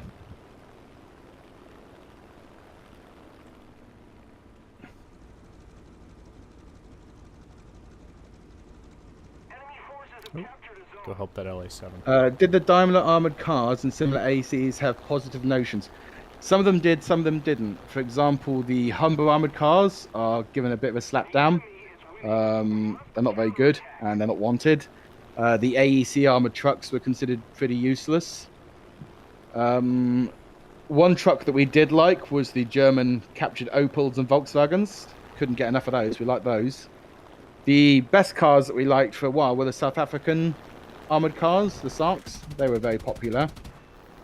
In fact, because they'd go out on a 3-day reconnaissance thing, doing the eyes and ears, I've got a story here which is to do with the German planes attacking the armored cars, and they actually fly about 10 to 15 foot above level to try and strafe them from the side. And there's one that actually sent over to the South African Tank Museum. It was one armored car, had 15 fighters attack it for over an hour trying to kill it, while this armored car was desperately trying to get back to friendly skies. So you can imagine the absolute terror of being stuck in that little metal box over an hour with an entire German wing of fighters trying to kill you. Poor crew. But yeah, we like them. But the normal Daimler armored car was very popular. The Staghound was considered a bit of a funny one at first. Initially, on looks, they didn't particularly like the Staghound. It looked a bit too fat. It looked a bit too American. But by the time the Staghound gets out to Italy, and they fixed a few of the problems out there, they really like the Staghound. And the other big AEC armored cars and things you had with the bigger guns, things were generally quite popular because they were well protected. But yeah, it's a mix and match. It's some of them they like, some of them they don't. Is it true that the M3 Stuarts were nicknamed Honey by the British? Yes, they were. Sorry, David Fletcher, you're horribly, hideously, badly wrong on this and everything else. Oh, I've got. I kept missing it in chat. Somebody was asking if the Conqueror had a stabilizer or not. They were saying that. Okay, they were saying that they heard that it didn't, for some reason. Yeah. So on that Honey thing, this goes back to a show Nick Moran did ages ago at Fort Benning. There was Steve Zaloga, Fletcher, Bob Griffin, and a few others were there. And Fletcher said, "There's no such thing as the word honey. It was something you put on toast." Absolute load of cobblers. So it took all about 5 minutes to find literally several war diaries with honey in it, newspapers with honey tanks, photographs written with honey tanks from the time, and even audio recordings of from Parthy News with honey tanks. So I don't know why he said that. But ever since now, people say, "Oh, there's no such thing as the honey tank." Absolutely crazy. I guess this turned more into a just discussion of general tank facts than actually critiquing War Thunder's tanks. Yeah. To be honest, it's kind of a hard thing to do, though, because you really have... It's almost something you have to prepare for when you're trying to specifically go after things that are wrong. But yeah, if you guys want us to look at, like, a specific vehicle for things that might be wrong about it, you can let us know. This is more of a test stream. It's kind of tricky with War Thunder because visually and on the outside, they're pretty good. Yeah, they're certainly better than World of Tanks. The War Thunder stuff models. is always, it's smaller. You'll find it when you start researching, like I found with, not so much the Broom Bear. They did pretty good with that one. But the Stur Emil there's a lot wrong with that one. I'd like to have a word with Anton about whoever designed that thing in game, because they were not following any documentation that's out there. It takes like 5 minutes to completely debunk the position of one of the crew members. Yeah, there's with the tanks in this game, you tend to notice that, like, you notice a certain armor bit here is missing or wrong there or something, you know, rather than visually. Like when you look at World of Tanks, you take something like the Covenant and they go, "It's got a pom-pom gun." You're like, what were you smoking? With War Thunder, yeah, you have to sort of look at certain. It's the internal bits that are all a little bit wonky and weird. But they are leagues apart in accuracy. Leagues apart. Yeah, to an extent, I can forgive that because, you know, World of Tanks doesn't... I don't think they really aim to be as accurate as War Thunder does. Where World of Tanks are dangerously bad is that they've got a lot that... People say that most of it's fake. Actually, it's not actually that bad. It's about 10% of stuff is truly fake. Yeah, the only line that I think is really, well, the Polish stuff, but... Yeah, there's a lot of questions. The new Italian TDs, is that they're getting worse. What they tend to do, though, is things like the Carnarvon Action X. Now, that one is pulled right out of their arses. Two completely different projects, years, no connection whatsoever. They made that one up. But they also then try to state it's a real thing, you know, with like one prototype made or a plan by English Electric. It's like, if you're going to make up a fake tank, just say, I don't know, pulled out of our arse one Tuesday afternoon by Sergey. Don't tell people it was a real thing. I don't know why they've done that in some situations. Because I don't think anybody would really care if they just said they were fake. I don't know why they try to make them out to be real. It's very weird. Like, it doesn't even seem like that's something that, like, Wargaming themselves aim to do. It almost seems like it's somebody, like, directionally, someone is doing something there. Listen, when I was working for them, I had two history guys that I was working for. So they'd say, "Oh, go and find this. We want, for example, British armored cars, leak closed." So I then go down to the archives and have to go and find all the information, get everything together in files, sort it all, catalog it. I then have to do a PowerPoint display listing everything, going a rough outline that this, that, and that, and that. That then goes to their history team. They then look through it all. They then basically sort of streamline all my work down, which could be 2,000-3,000 pages of information. They pass that up to the next team, which is where you have things like the balance department, the art department, the marketing department, and that's where stuff goes wrong. So you get essentially a whole load of good information compressed down and then passed to a bunch of chimps who mess it all up.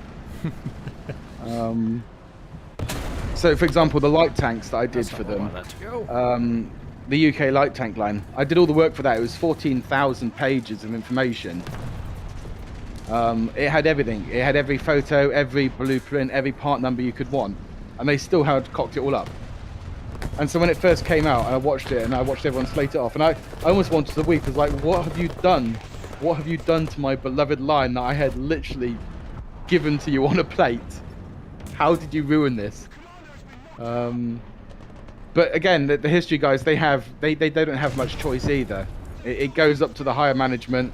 If management say, give it a new gun, give it this, give it that, change that, they have to do it. So it was a bit of a shame. It was always a sad thing that you could find something, present all this information, get all the scans paid for, all the blueprints, all the plans, and then about 6 months later you'd see something come out and be like, yeah, but this isn't that. I gave you this and you've produced that. What have you done to my tank? Yeah, a lot of the things that I've seen them get wrong in War Thunder more have to do with like the naming of certain things. Like they're like if you look at some of the German stuff, they're almost overly specific with these. Like you've got like the Sturmpanzer II is this, which technically, yeah, they're not wrong. They're not incorrect names. It's just like they're almost overly specific with one some. just called Swingfire, for example. Yeah, and then the one I was thinking of was the Centurion Action 10, which I think you said was not a real name or something along that line. The Action X there. Yeah, Action X is unfortunately a mistake made by a guy called Simon Dunstan many years ago in a book, and because of circular sourcing, it carries on. So essentially, it's mantless Centurion. Yeah, the Centurion like mantless turret, which is literally on its workbook and on its files and everything else. So when they had a timescale of how long a vehicle would take to produce, they had action points tied to a date. So you'd see things like Action Y, Action Z, Action X, and so on. And this would be like tracks to be done, engine to be fitted, Action Y, turret bars to be fitted, ammunition racks to be fitted, Action X, and so on. And therefore, when he's gone through it, he's seen just a snippet of that that's had Centurion Action X. But unfortunately, that's not the vehicle's name. That is literally just one of the stages of its development. So yes, it was never actually called Action X. It's a bit weird. But there's a few vehicles of this time that you can see this. So you'll see various action points to be done with different letters or numbers behind it. I've seen a combination of the two opinions for the Hetzer. It's either people say that it was complete garbage or people that say it was pretty good. I tend to lean more towards it was a decent vehicle because it was simple for them to build, and it seemed to have been liked by the crews. There's a lot of people, like I think Lindy Beige in his top 5 thing said that it was a piece of garbage, but he says that about anything that's not British, so... Yeah, now Lindy's a lot more T-Boo than I will ever be. A lot more. Yeah. He's like the Earl Grey T-Boo. I'm like the cheap knockoff PG Tips down T-Boo. I think Hetz was a perfectly fine vehicle. It was quite a sensible choice given the problems they were having. There is some questions about the quality of the metallurgical, because it used Siemens smelters to make the metal. Some people said, oh yeah, but the metal wasn't particularly hard. Actually, that's not necessarily a bad thing. The German armor was over-hardened anyway, which caused a whole load of problems in shattering. The armor on the Hetz is a lot more ductile, which is actually quite useful at times. There was one problem with it. It was very poorly ventilated, and on a hot day when you get ventilated, you can actually get what you call tank rain. So when the vehicle gets the right temperatures inside, you get condensation inside, and you can actually get rain inside the Hetzer. It just drips off the roof to the point it's raining. And there's a few vehicles that are known for what we call tank rain.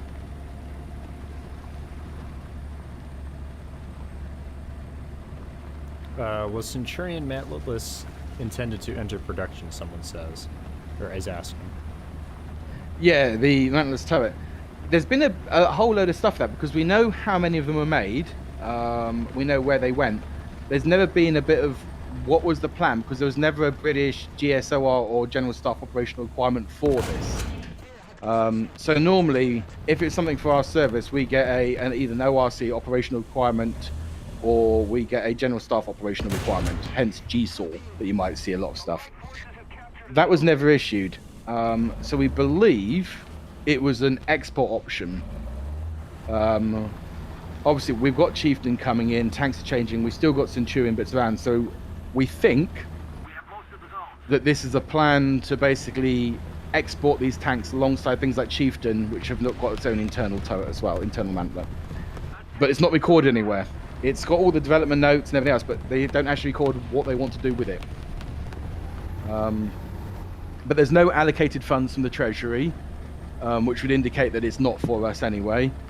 There's no official orders, there's no official requests, and there's nothing in the Director General's records saying that we need this, which is most likely, given that this is the same record for everything else, it's an export choice or project.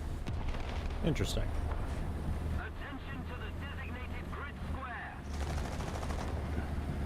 Yeah, I don't know too much about the export market for tanks. I'd imagine that they're... I don't know. I don't think it's as big as some people think it is, but it's also fairly large. I think a lot of it's just outdated equipment, though, it seems like, and less specific designs. I could be wrong. Well, there's different ways of doing it. So, and it's a gamble that can literally cost you your business. Look at Vickers, for example. You can either be approached by a third party saying they want something, and you're set to designing it. You can come up with a new project or proposal and hope that it does well at various exhibitions and arms shows and sales. But that's a bigger gamble because you're putting all of your eggs in one basket and hoping people are interested. A good example is the Vickers Mark IV.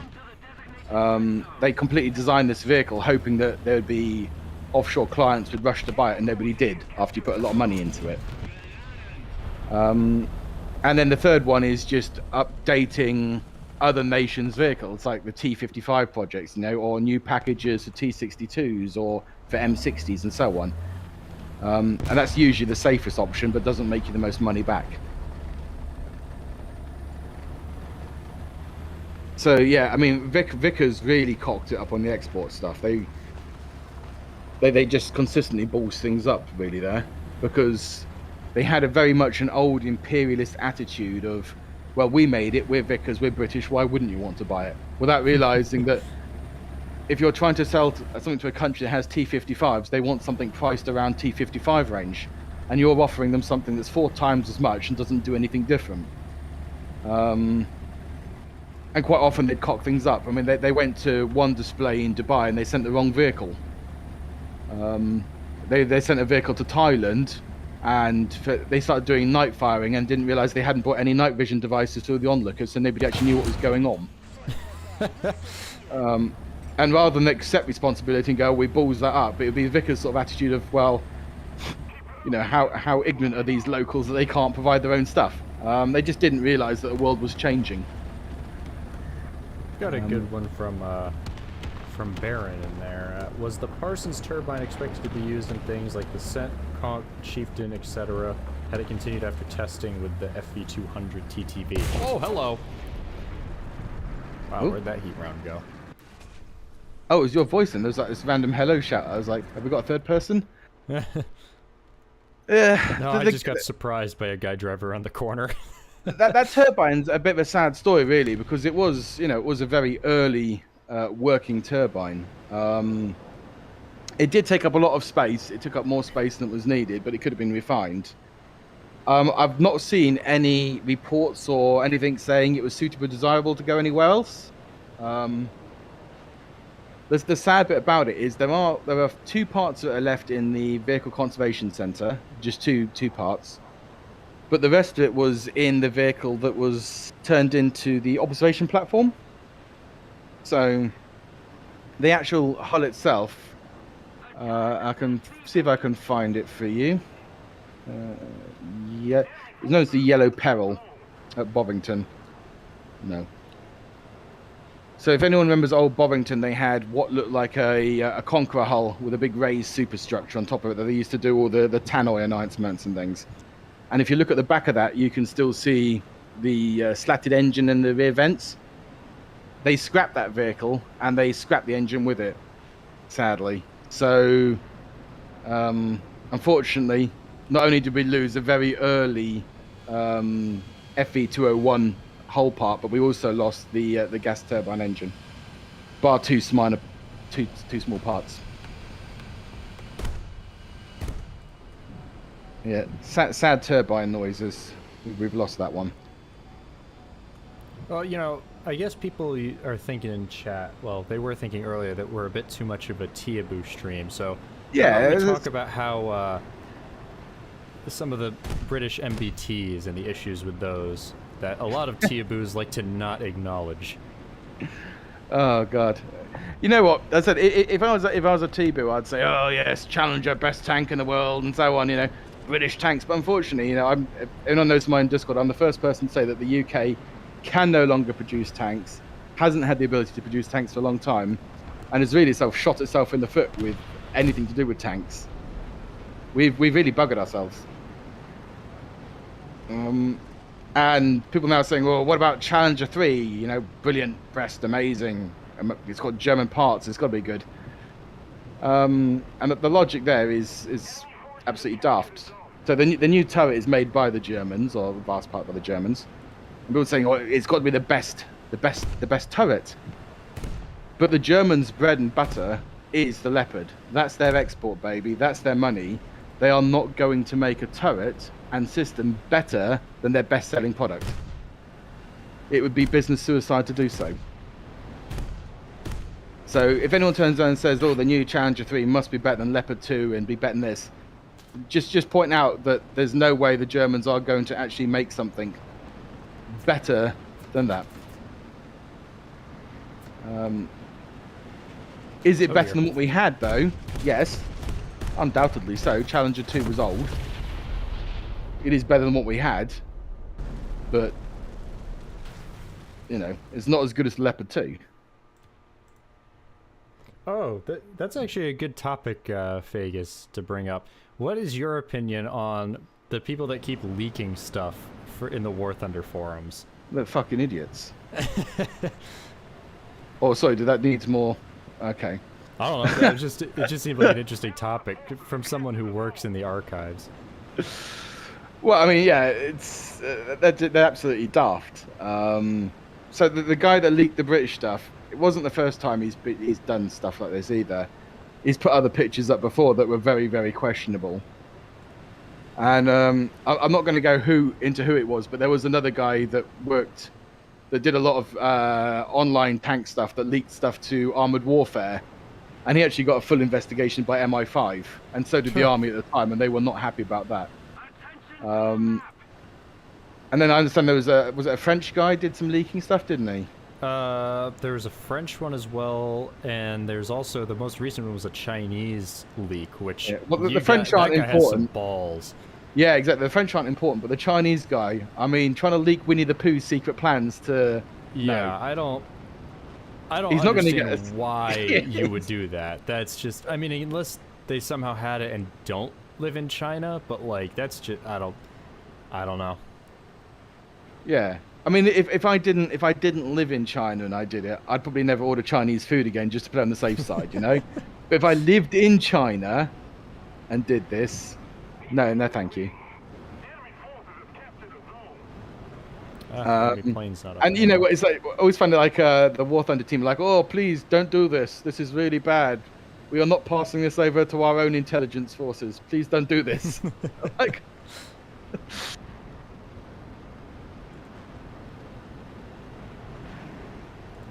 darn, I was hoping that enemy plane would still be up.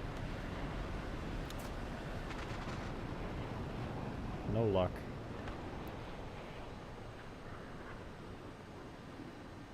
I will stand by that CR3 is not CR3, it's just CR2 life expansion. But yeah, it's a PR thing. To be honest, the name Challenger is getting boring now as well. It's like, come on, be more imaginative. Come up with a new name.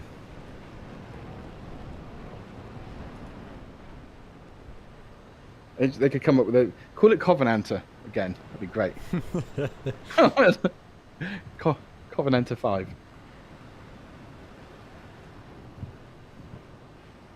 Time to go and land and then leave this battle because it is over. It was over like 20 minutes ago when we started.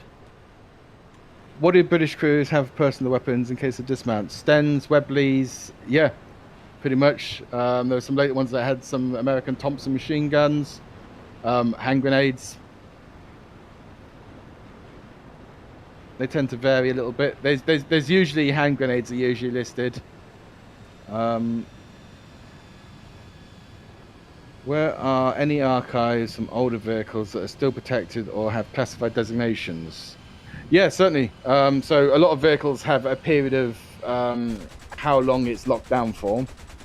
For example, the Centaur, you know, the one related, the part of the Cromwell family, that was marked as top secret until 1974.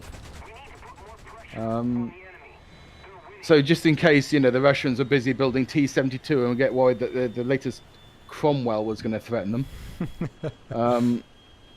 Other vehicles are a bit strange. For example, Warrior is still marked as classified, as is Stormer, and yet you can buy Stormers on the second-hand market, including all the workbooks.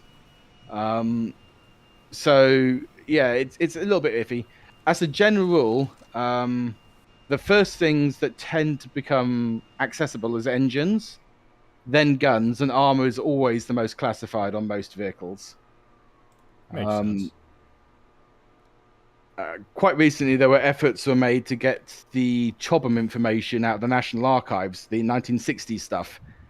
Unfortunately, how people went about it was to ask the MOD if they could unclassify it because the expiry date had come up. With a lot of, oh, I'm a really avid gamer for this game. Can I please have access to this? And the MOD really, really, really do not like computer games at the moment. They've got a real bugbear about it. Understandably. So they turned around and did what they did, which was the easiest thing to do, going, I'll just reclassify it for another 10 years. So we won't be getting the early Chobham stuff now for a while again. Because it's just a lot easier to reclassify than it is to actually bother to go through and do any work with it. So I was a bit annoyed by that because there are ways and channels of getting stuff done that doesn't involve writing to the MOD and saying, I'm an avid computer gamer. Could you please give me X, Y, or Z? Well, there goes my plans for emailing Fort Benning. You should be fine. Hello. I've already messaged him. I like to play the game War Thunder, and I was wondering if I could come down and, you know, just look at all your tanks. I play War Thunder and I love German tanks. Big German tanks. I hate American tanks. Can I come to Fort Benning and have a look? Also, you should kill yourself for cutting the side off the Tiger. Oh, yeah. No. That would... That's like an in-house personal joke with Rob. Like, we were sending pictures of gas torches. Because he had no part in that at all. It was all done as I've got all the other ones. It's all done as a training system, you know, to train Americans. In fact, the reason they survived is because they had this done to them. And yet, every time he does a video, he's got some wereaboo saying, you should just quit. You're a terrible director. Look what you've done to that Tiger. It's like... Poor bastard. No, it's pretty incredible. You can get demilitarized Stormers in your garage. Yeah, you can get demilitarized Stormers. I haven't seen Warriors come up yet. There's even a challenge. There's even a Challenger 1. Well, part of a Challenger 1 in private use. The turret's actually a bit of a botch job. But yeah, there's a whole load of stuff that is technically. I mean, technically, Chieftain still comes up with classified on it. You know, so it's a little bit strange. But if you go into, say, Bovington Archives, there's stuff on there, like the newest armors are in there, and they've got a secret, not for disclosure. They've got a date on them. So if you have, you know, if you went in as a member of the public and said, oh, could I look for British armor between these dates, they'd give you the list of what they have, but you'd never see that listed on that because it's not on Tracer. It won't list it, so you won't know they have it there in the first place. But they do have it all in the back. Makes sense. Yeah. Whereas the National Archives often list stuff, and sometimes it would be when you click on it and say, this is still owned by the MOD, please contact them to get access to it. Enemy forces have captured a zone.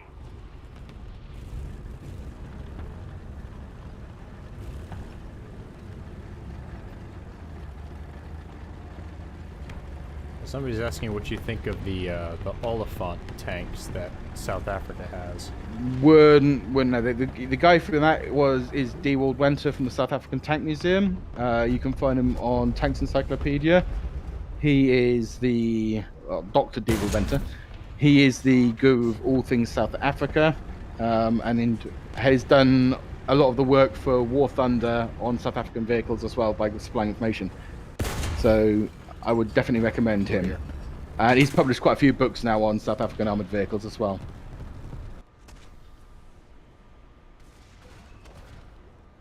Can you get in trouble if you use calipers to measure classified information? If it's something that's actually in a museum and you're measuring it, no, not really. I mean, there's a Challenger 2 there. You can go up and measure stuff. Nobody's going to actually stop you. Because, you know, if you start cutting it open, maybe, but you're not gonna get in any trouble. I think it was in your server as well. Somebody was talking. They saw somebody at, I don't know if it was Tank Fest or some tank thing, and they were like measuring armor on something. I don't know if it was like a new armor package on the Challenger or something. And they were like, "Who should I tell about this?" And it's just kind of like, anybody can do that. It's not really like it's And really anything that's super scribbled secret isn't going to be there. We can get your hands on anyway. I remember when I sort of arranged for Sophie Line and Nick Moran to do that Video Equivalent Defense Academy. That took ages to arrange that. And they were inside the Challenger 2 and they were talking about it. And there were people in the chat saying, "This should be reported. This is secret confidential information." It's like, yeah, someone should tell the British Army it's just stood over there. You know, it's like, it's literally in a military base surrounded by military officers, and people are like, oh, they shouldn't be there. It's like, wow, they must have just snuck in. It's so funny to watch idiots. And when I put stuff up in various, you know, groups, Chieftain and things, and people are like, "Does anybody know what this guy's doing? This guy should be reported. This is confidential information." I'm like, this is 1975. It's in the National Archive, in the library. It's public information. You know, it's not some James Bond level shit. Yeah, I can assure you, at least for the US stuff, China probably has everything anyways. They just get into our systems and steal everything. The minute we gave challenges to Jordan, everyone had what was in them anyway. It's not a big thing. But yeah, people still have a go at me if I think it was a while back I gave some Challenger PIP stuff away, Challenger 1 PIP, Product Improvement Program. And people were like there going, "Oh my god, this is so secret, what are you doing? This shouldn't be released yet." I was like, it was Bob Griffin turned around to the forum and, you know, because he was the moderator, and he was like, "Guys, calm down, this is all available in the archive for public use, and it's clearly stamped declassified." But people still like to get a little bee in their bonnet and try to tell me off and like, "Ooh."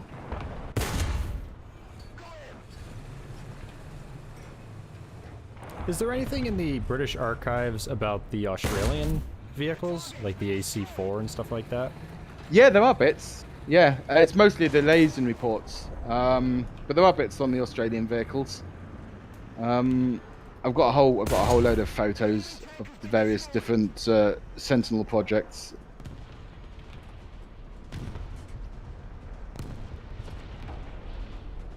Ugh.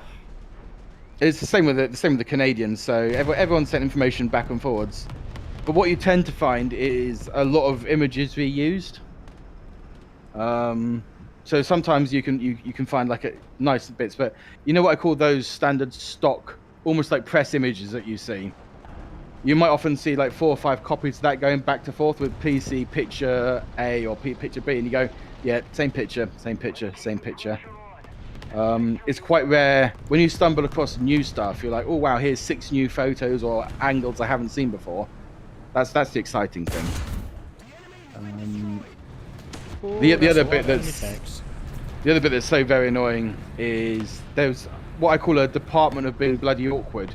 Sometime in the 50s, I can't prove this department ever existed, but you often see a lot of notes and pages that see please see attached images or attached plans, and then you turn the page and there's no images or plans, and you find this over and over and over again. You'll find all the text and no photos or drawings. Someone just went through. That's what I call the Department of Being Bloody Awkward. Just went through and removed everything useful. And that can be very, very annoying when you're like, wow, okay, this sounds like a really good report. And it'll be like, please see the attached 8 photos. And you're like, come on, come on, come on, end of file. So there are times you just want to weep when that happens.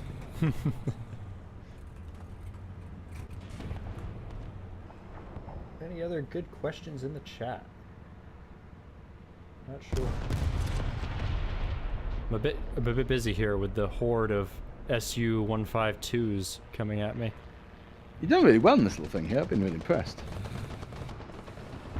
Ooh. Yeah, aside from the ghost shell against that PT-76 before. Whoa! The American Heritage Museum, someone mentioned about the Abrams that you can get things. I was very lucky. We went out there before it opened with Steve's logo. And we actually got absolutely smashed in the hotel for the day before. Steve, when he gets chatting, he just keeps going. He just rabbits and rabbits and rabbits. And it might surprise people, but he's not a tank man. He actually his primary love is missiles. He loves tanks, but he loves missiles more. Ooh, am I getting sound things going on?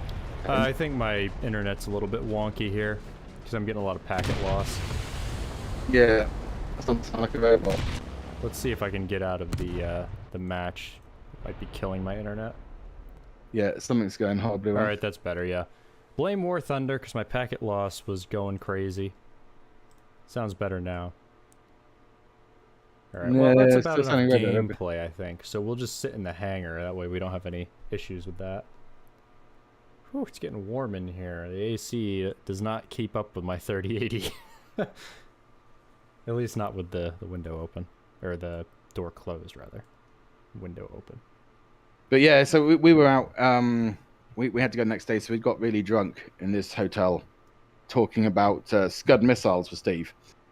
And then we gone the next day and we were going. They were still moving things around and working out where they could put bits, and they were asking questions. They're like, "Oh, well, you work at the Tank Museum, and any ideas?" And the only feedback I had was using a water bowser outside for when they were going to do displays. I said because they had like an arena, and they said, "Oh, we want to do tank displays here, people over there," and it was all very, very dusty. And I was like, "You'll need to use a water bowser, or you're going to basically blind every kid watching this show." Well, they took your advice. Yeah, they did, yeah. Because they run those things like constantly. They drive around the little water trucks more than they drive the tanks around. That was my contribution to that museum. Let's see if we met the Collins guy that owned it and things. But then Steve wanted to get inside the one of the vehicles, but his hip was playing up. He's got a hip replacement now. So we sort of managed to, like, between us, all of us and 2 ladders, get him up and inside one of these tanks. It was a good day. And it's an amazing museum. If you ever get the chance to go to it, it really is an outstanding little museum. Yep, I can confirm. That's the one that I'm pretty close to, so I go there fairly often. Let's see if I'm trying to get some footage of that museum going, but I can just, let me see if I can pull it up, and I'll just play, like, the video that I have of it. What's the story behind the misconception of the TOG 2's gun? Because people looked at it, it looks like a 17-pounder, so they assume it is a 17-pounder, and the Tank Museum keeps saying it's a 17-pounder, even though it's not. It's a 94mm gun.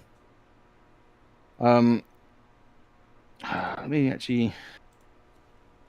TOG 2 gun.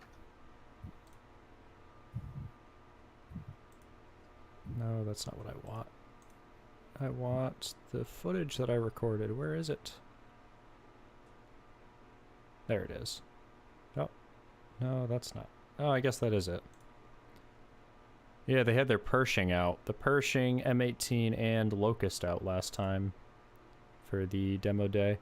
Very cool. Oop, pause that. Mute. I'm not super familiar with this streaming, guys, so let me just make sure that I'm gonna get this right here. Aha! I just need to move that down below my camera. So there, I'll have that playing in the background while we keep chatting. Not sure how good the quality will be because I'm streaming and everything, but It should be viable, mate. looks good. All right. So yeah, you'll see when they start up, they're actually quite a lot more smoke than you'd expect. I had a comment the other day where somebody was saying that basically the vehicles smoked too much, but when you watch the M18s start, they almost don't smoke enough in some situations. It depends on the vehicle.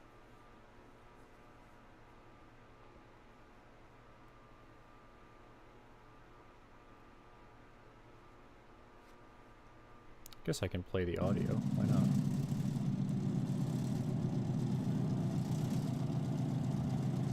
Let's try and find that video I want.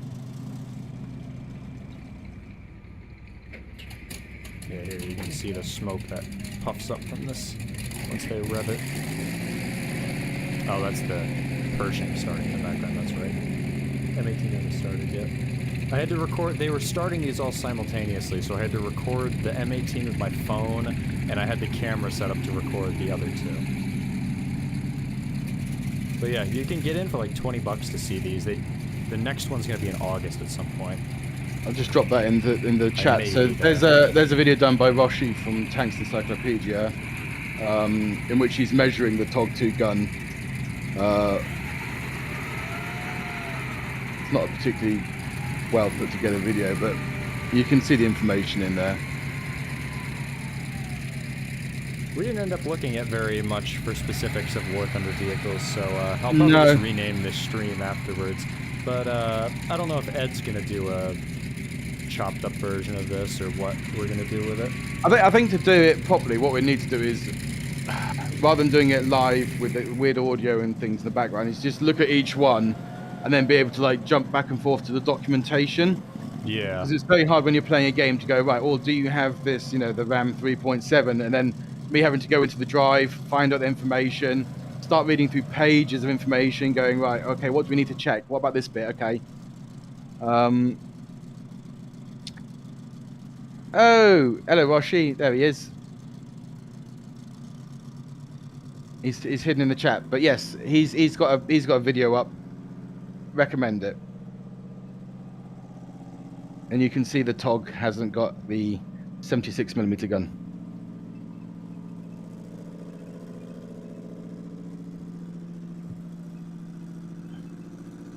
Yeah, the main reason the M18 smokes so much is the oil settles in the cylinders.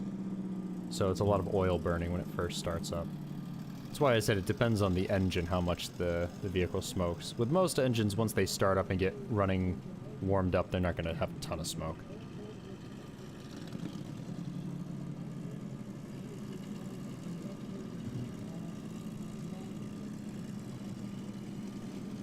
Yeah, it's a very, very neat thing to go and see. So if you're in the area, it's in, I think it's Hudson, Massachusetts. You can find it if you just look up American Heritage Museum or Collins Foundation.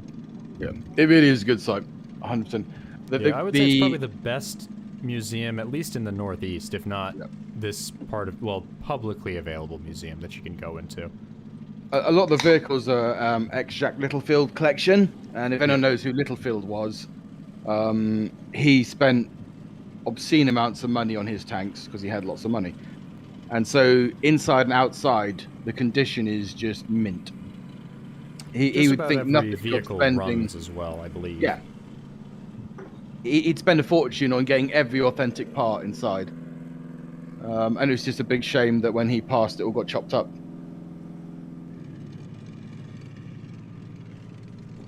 Well, we look at the IT-1, probably not this video. Ed's more of a British tank expert. Yeah, I focus on the British stuff, guys, mostly. I was thinking of doing kind of like this, not as like a I don't know, almost a podcast kind of stream with different people to look at different vehicles and stuff like that. I'm not really sure what I want to do. I want to do like some sort of live stream, but I'm kind of experimenting to figure out what is the best way to do it. I've wanted to do one of these for a while where it's sort of like a live show sort of thing where we just talk about different things. It just kind of needs more preparation, I think, ahead of time. I need to get like different stories and stuff to look at that are tank related. Oh yeah, I think this is them coming into park.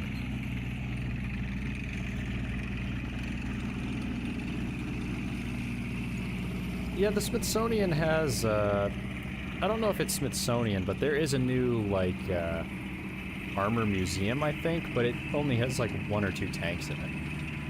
I don't remember it was a school, or, Museum of the American GI or something like that. I don't remember. There's a new one that opened that they have a jumbo in it. Yeah, there's a couple of new museums. There's a big one opening up in Belgium, which is going to be a Belgian Cold War museum. That will have some 100+ vehicles planned for it.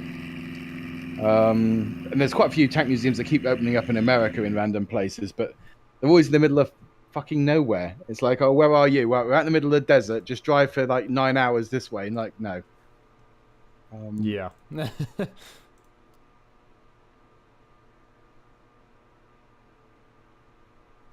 All right, let's put this on.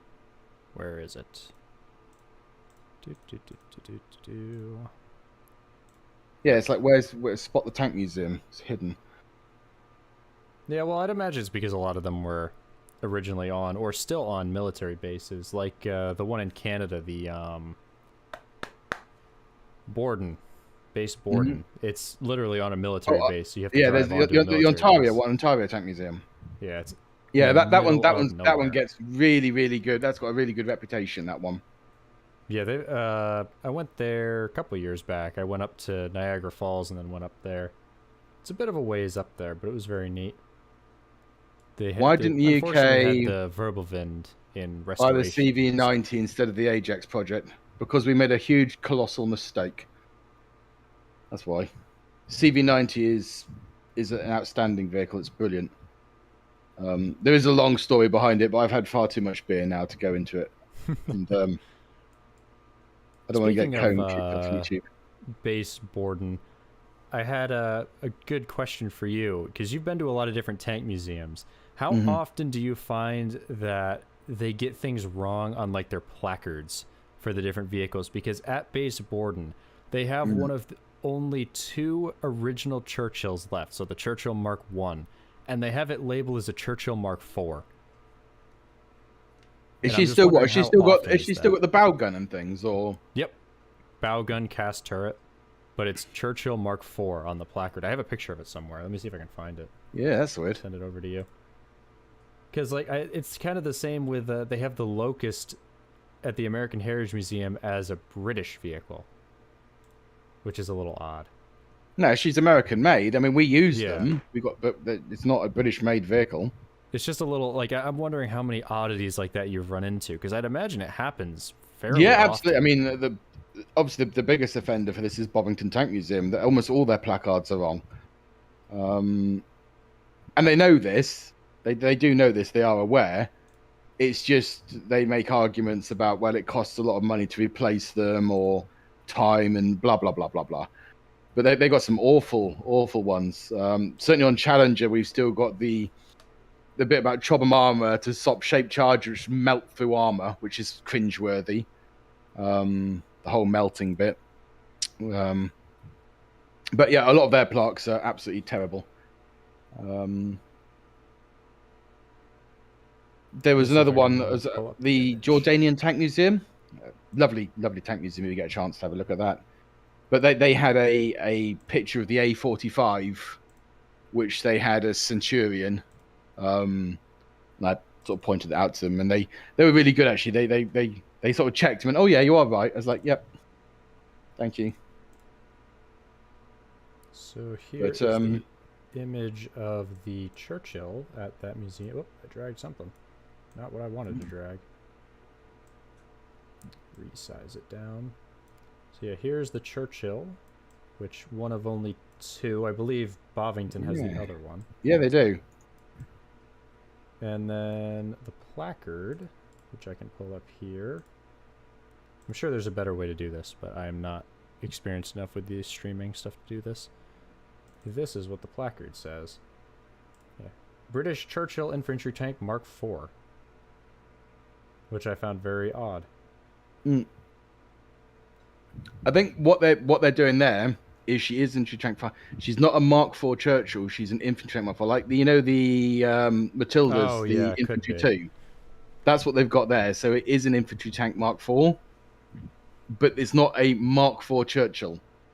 Oh no, it says right at the bottom, last sentence. The Mark IV was the most numerous Churchill produced, featuring Yes, a it's- 6-pounder okay, yes. cannon and a coaxial Beza machine gun. Which, if you look at the picture, Okay, yeah, no. it's it says okay. Because that is most certainly not. Yeah, I think they've 6 cocked up pounder there. on So she is an infantry tank Mark IV, but I think Yeah, this bottom bit, yeah, seems like they combined the two. they have. Also, they've put a load of French in there, which you can get rid of because that's not even a real language. Yeah, they have to have both there by I law, know. believe. Could you imagine that? How horrible. Also, that paint job is vile. Yeah, a lot of them they just have the spray job on them. Unfortunately. Well, I mean, it's better than leaving, say, a tank like a Churchill gun carrier sitting out in the rain for all those years. But okay, yeah, that's a bit strange. I mean, if it wasn't, no, odd. Okay. Yeah. Trying to see if I can pull up a thing so I can scroll through different images here. Oh, I know how I can Was do the that. Churchill not named after Winston, but another Churchill? Yeah, that has been going back and forth for a long time. From the Marlborough Churchill. My only thing I found is that in one thing they keep calling it the PM tank, the Prime Minister's tank. So, I've seen arguments on both sides, including period documents where they literally say the Prime Minister's tank as the code name for Churchill. Until I find a definitive thing saying it is or isn't named after Winston Churchill.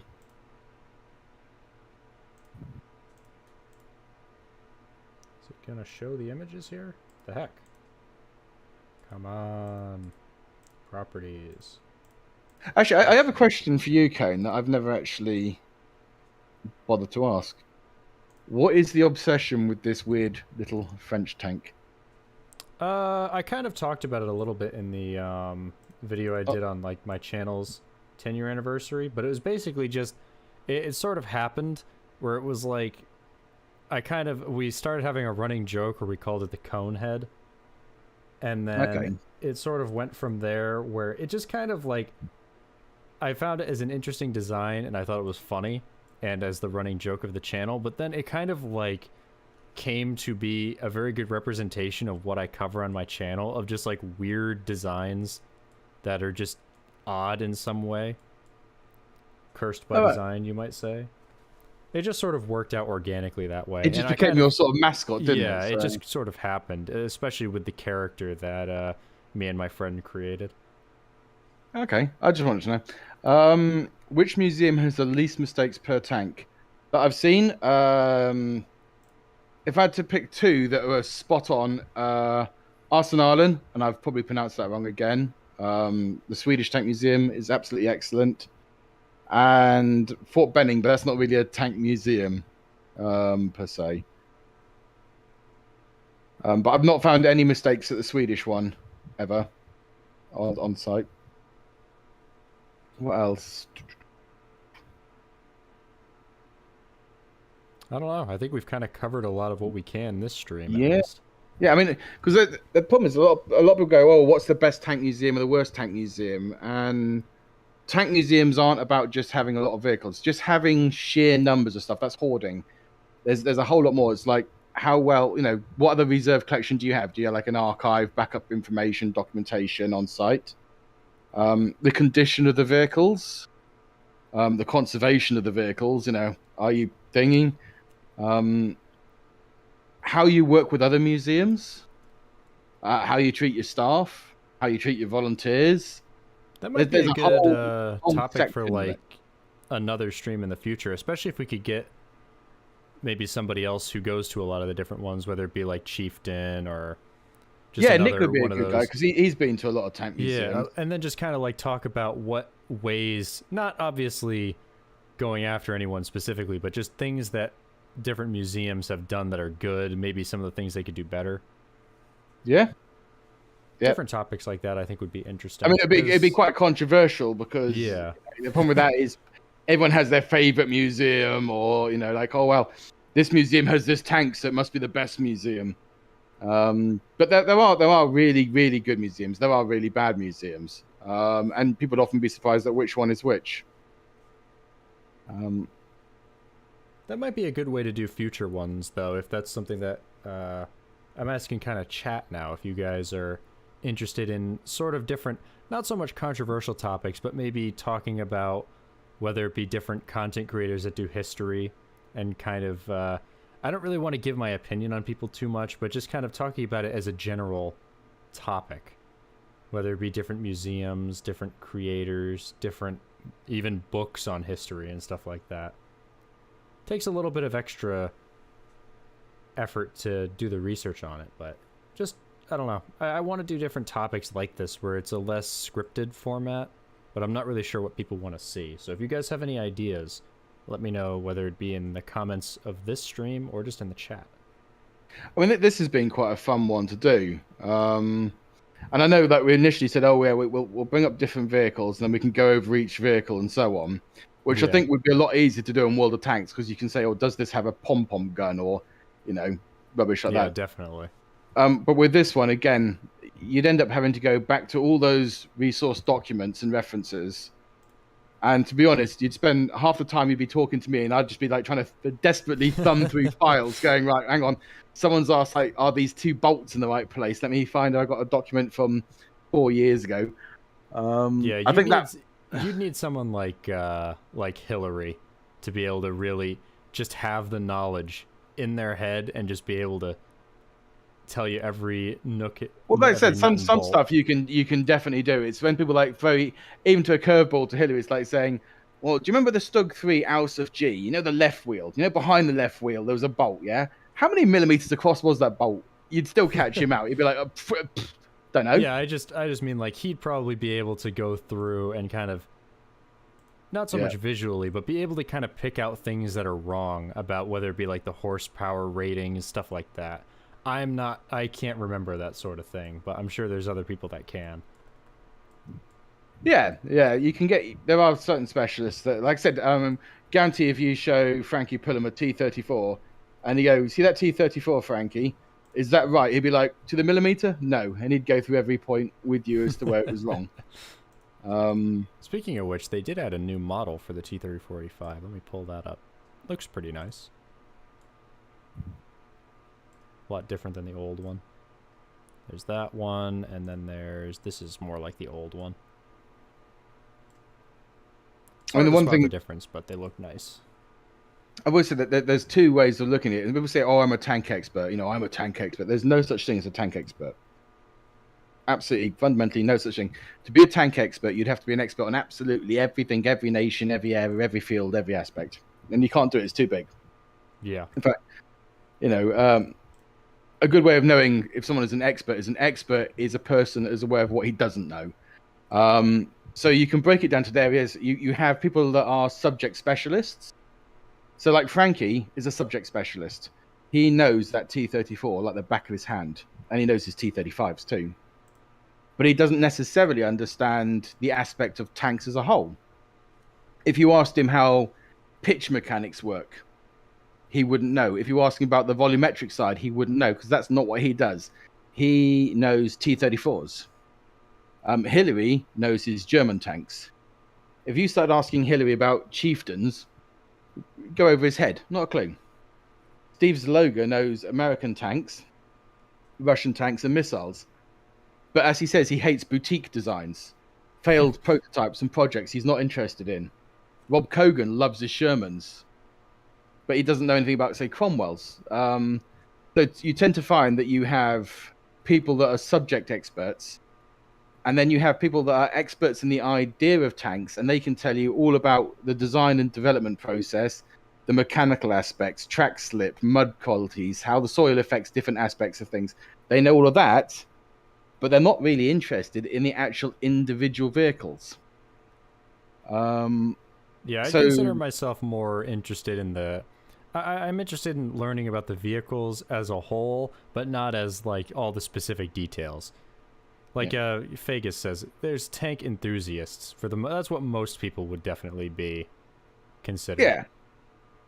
There are tank enthusiasts, certainly. So if I was looking at someone like Wilf from the Israeli side of things, the doctrine, how the military procure the vehicles, how they're to be used, all that sort of side. That's what he goes to Rusi and he lectures on that subject, and he is considered a tank expert. There are other people that I have that used to work at the Radi side, and they go into all the math, page after page of math on things, to build at the time. And they are tank experts, but again, they don't know necessarily everything. And then you have people like my good friend Lauren. She owns Charioteers and Cromwells, and she can tell you every Cromwell thing you can imagine, and only on Cromwell and Charioteer. So, subject expert, but there's no overarching tank expert. And someone's just mentioned David Fletcher. Definitely not. So yeah, if anyone ever turns around and says, "Oh, I'm an expert on tanks," it's bollocks. It's absolute bollocks. You can't be. I think the Sherman guy he's referring to is was it Rob from the?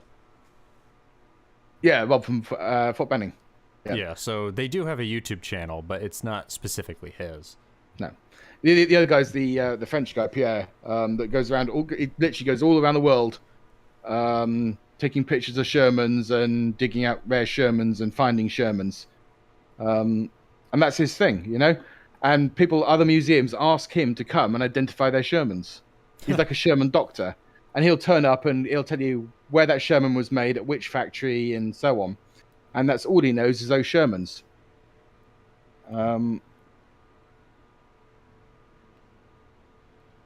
There are tank experts who would still angle their modern MBTs. Yeah, I get people that say that come up all the time, like, "Oh, why has this got a shot trap? And why has this modern British tank got flat armor and things?"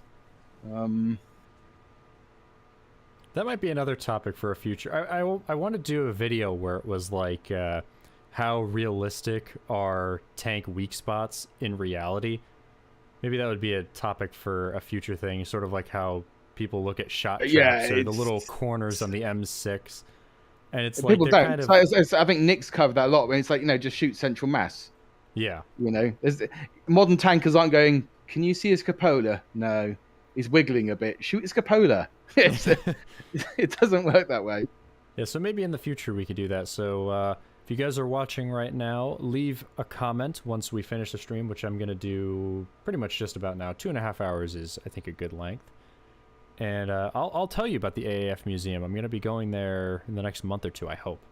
But yeah, let me know what sort of topics you would like us to cover in the future, whether it be me and Ed, or if I can get other people on, or if it's just me. I want to do one of these every month, or maybe twice a month, something like that, depending on how popular they are.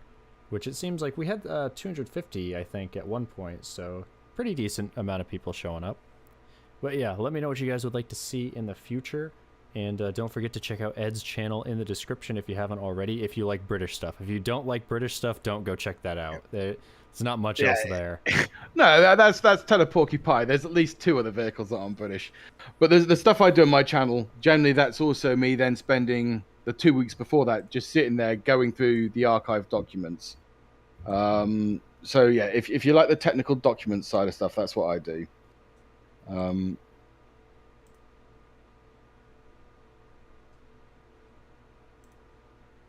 All right, yeah. Thank you very much, Ed, for joining us. Thanks so much, Cone, and cheers to the.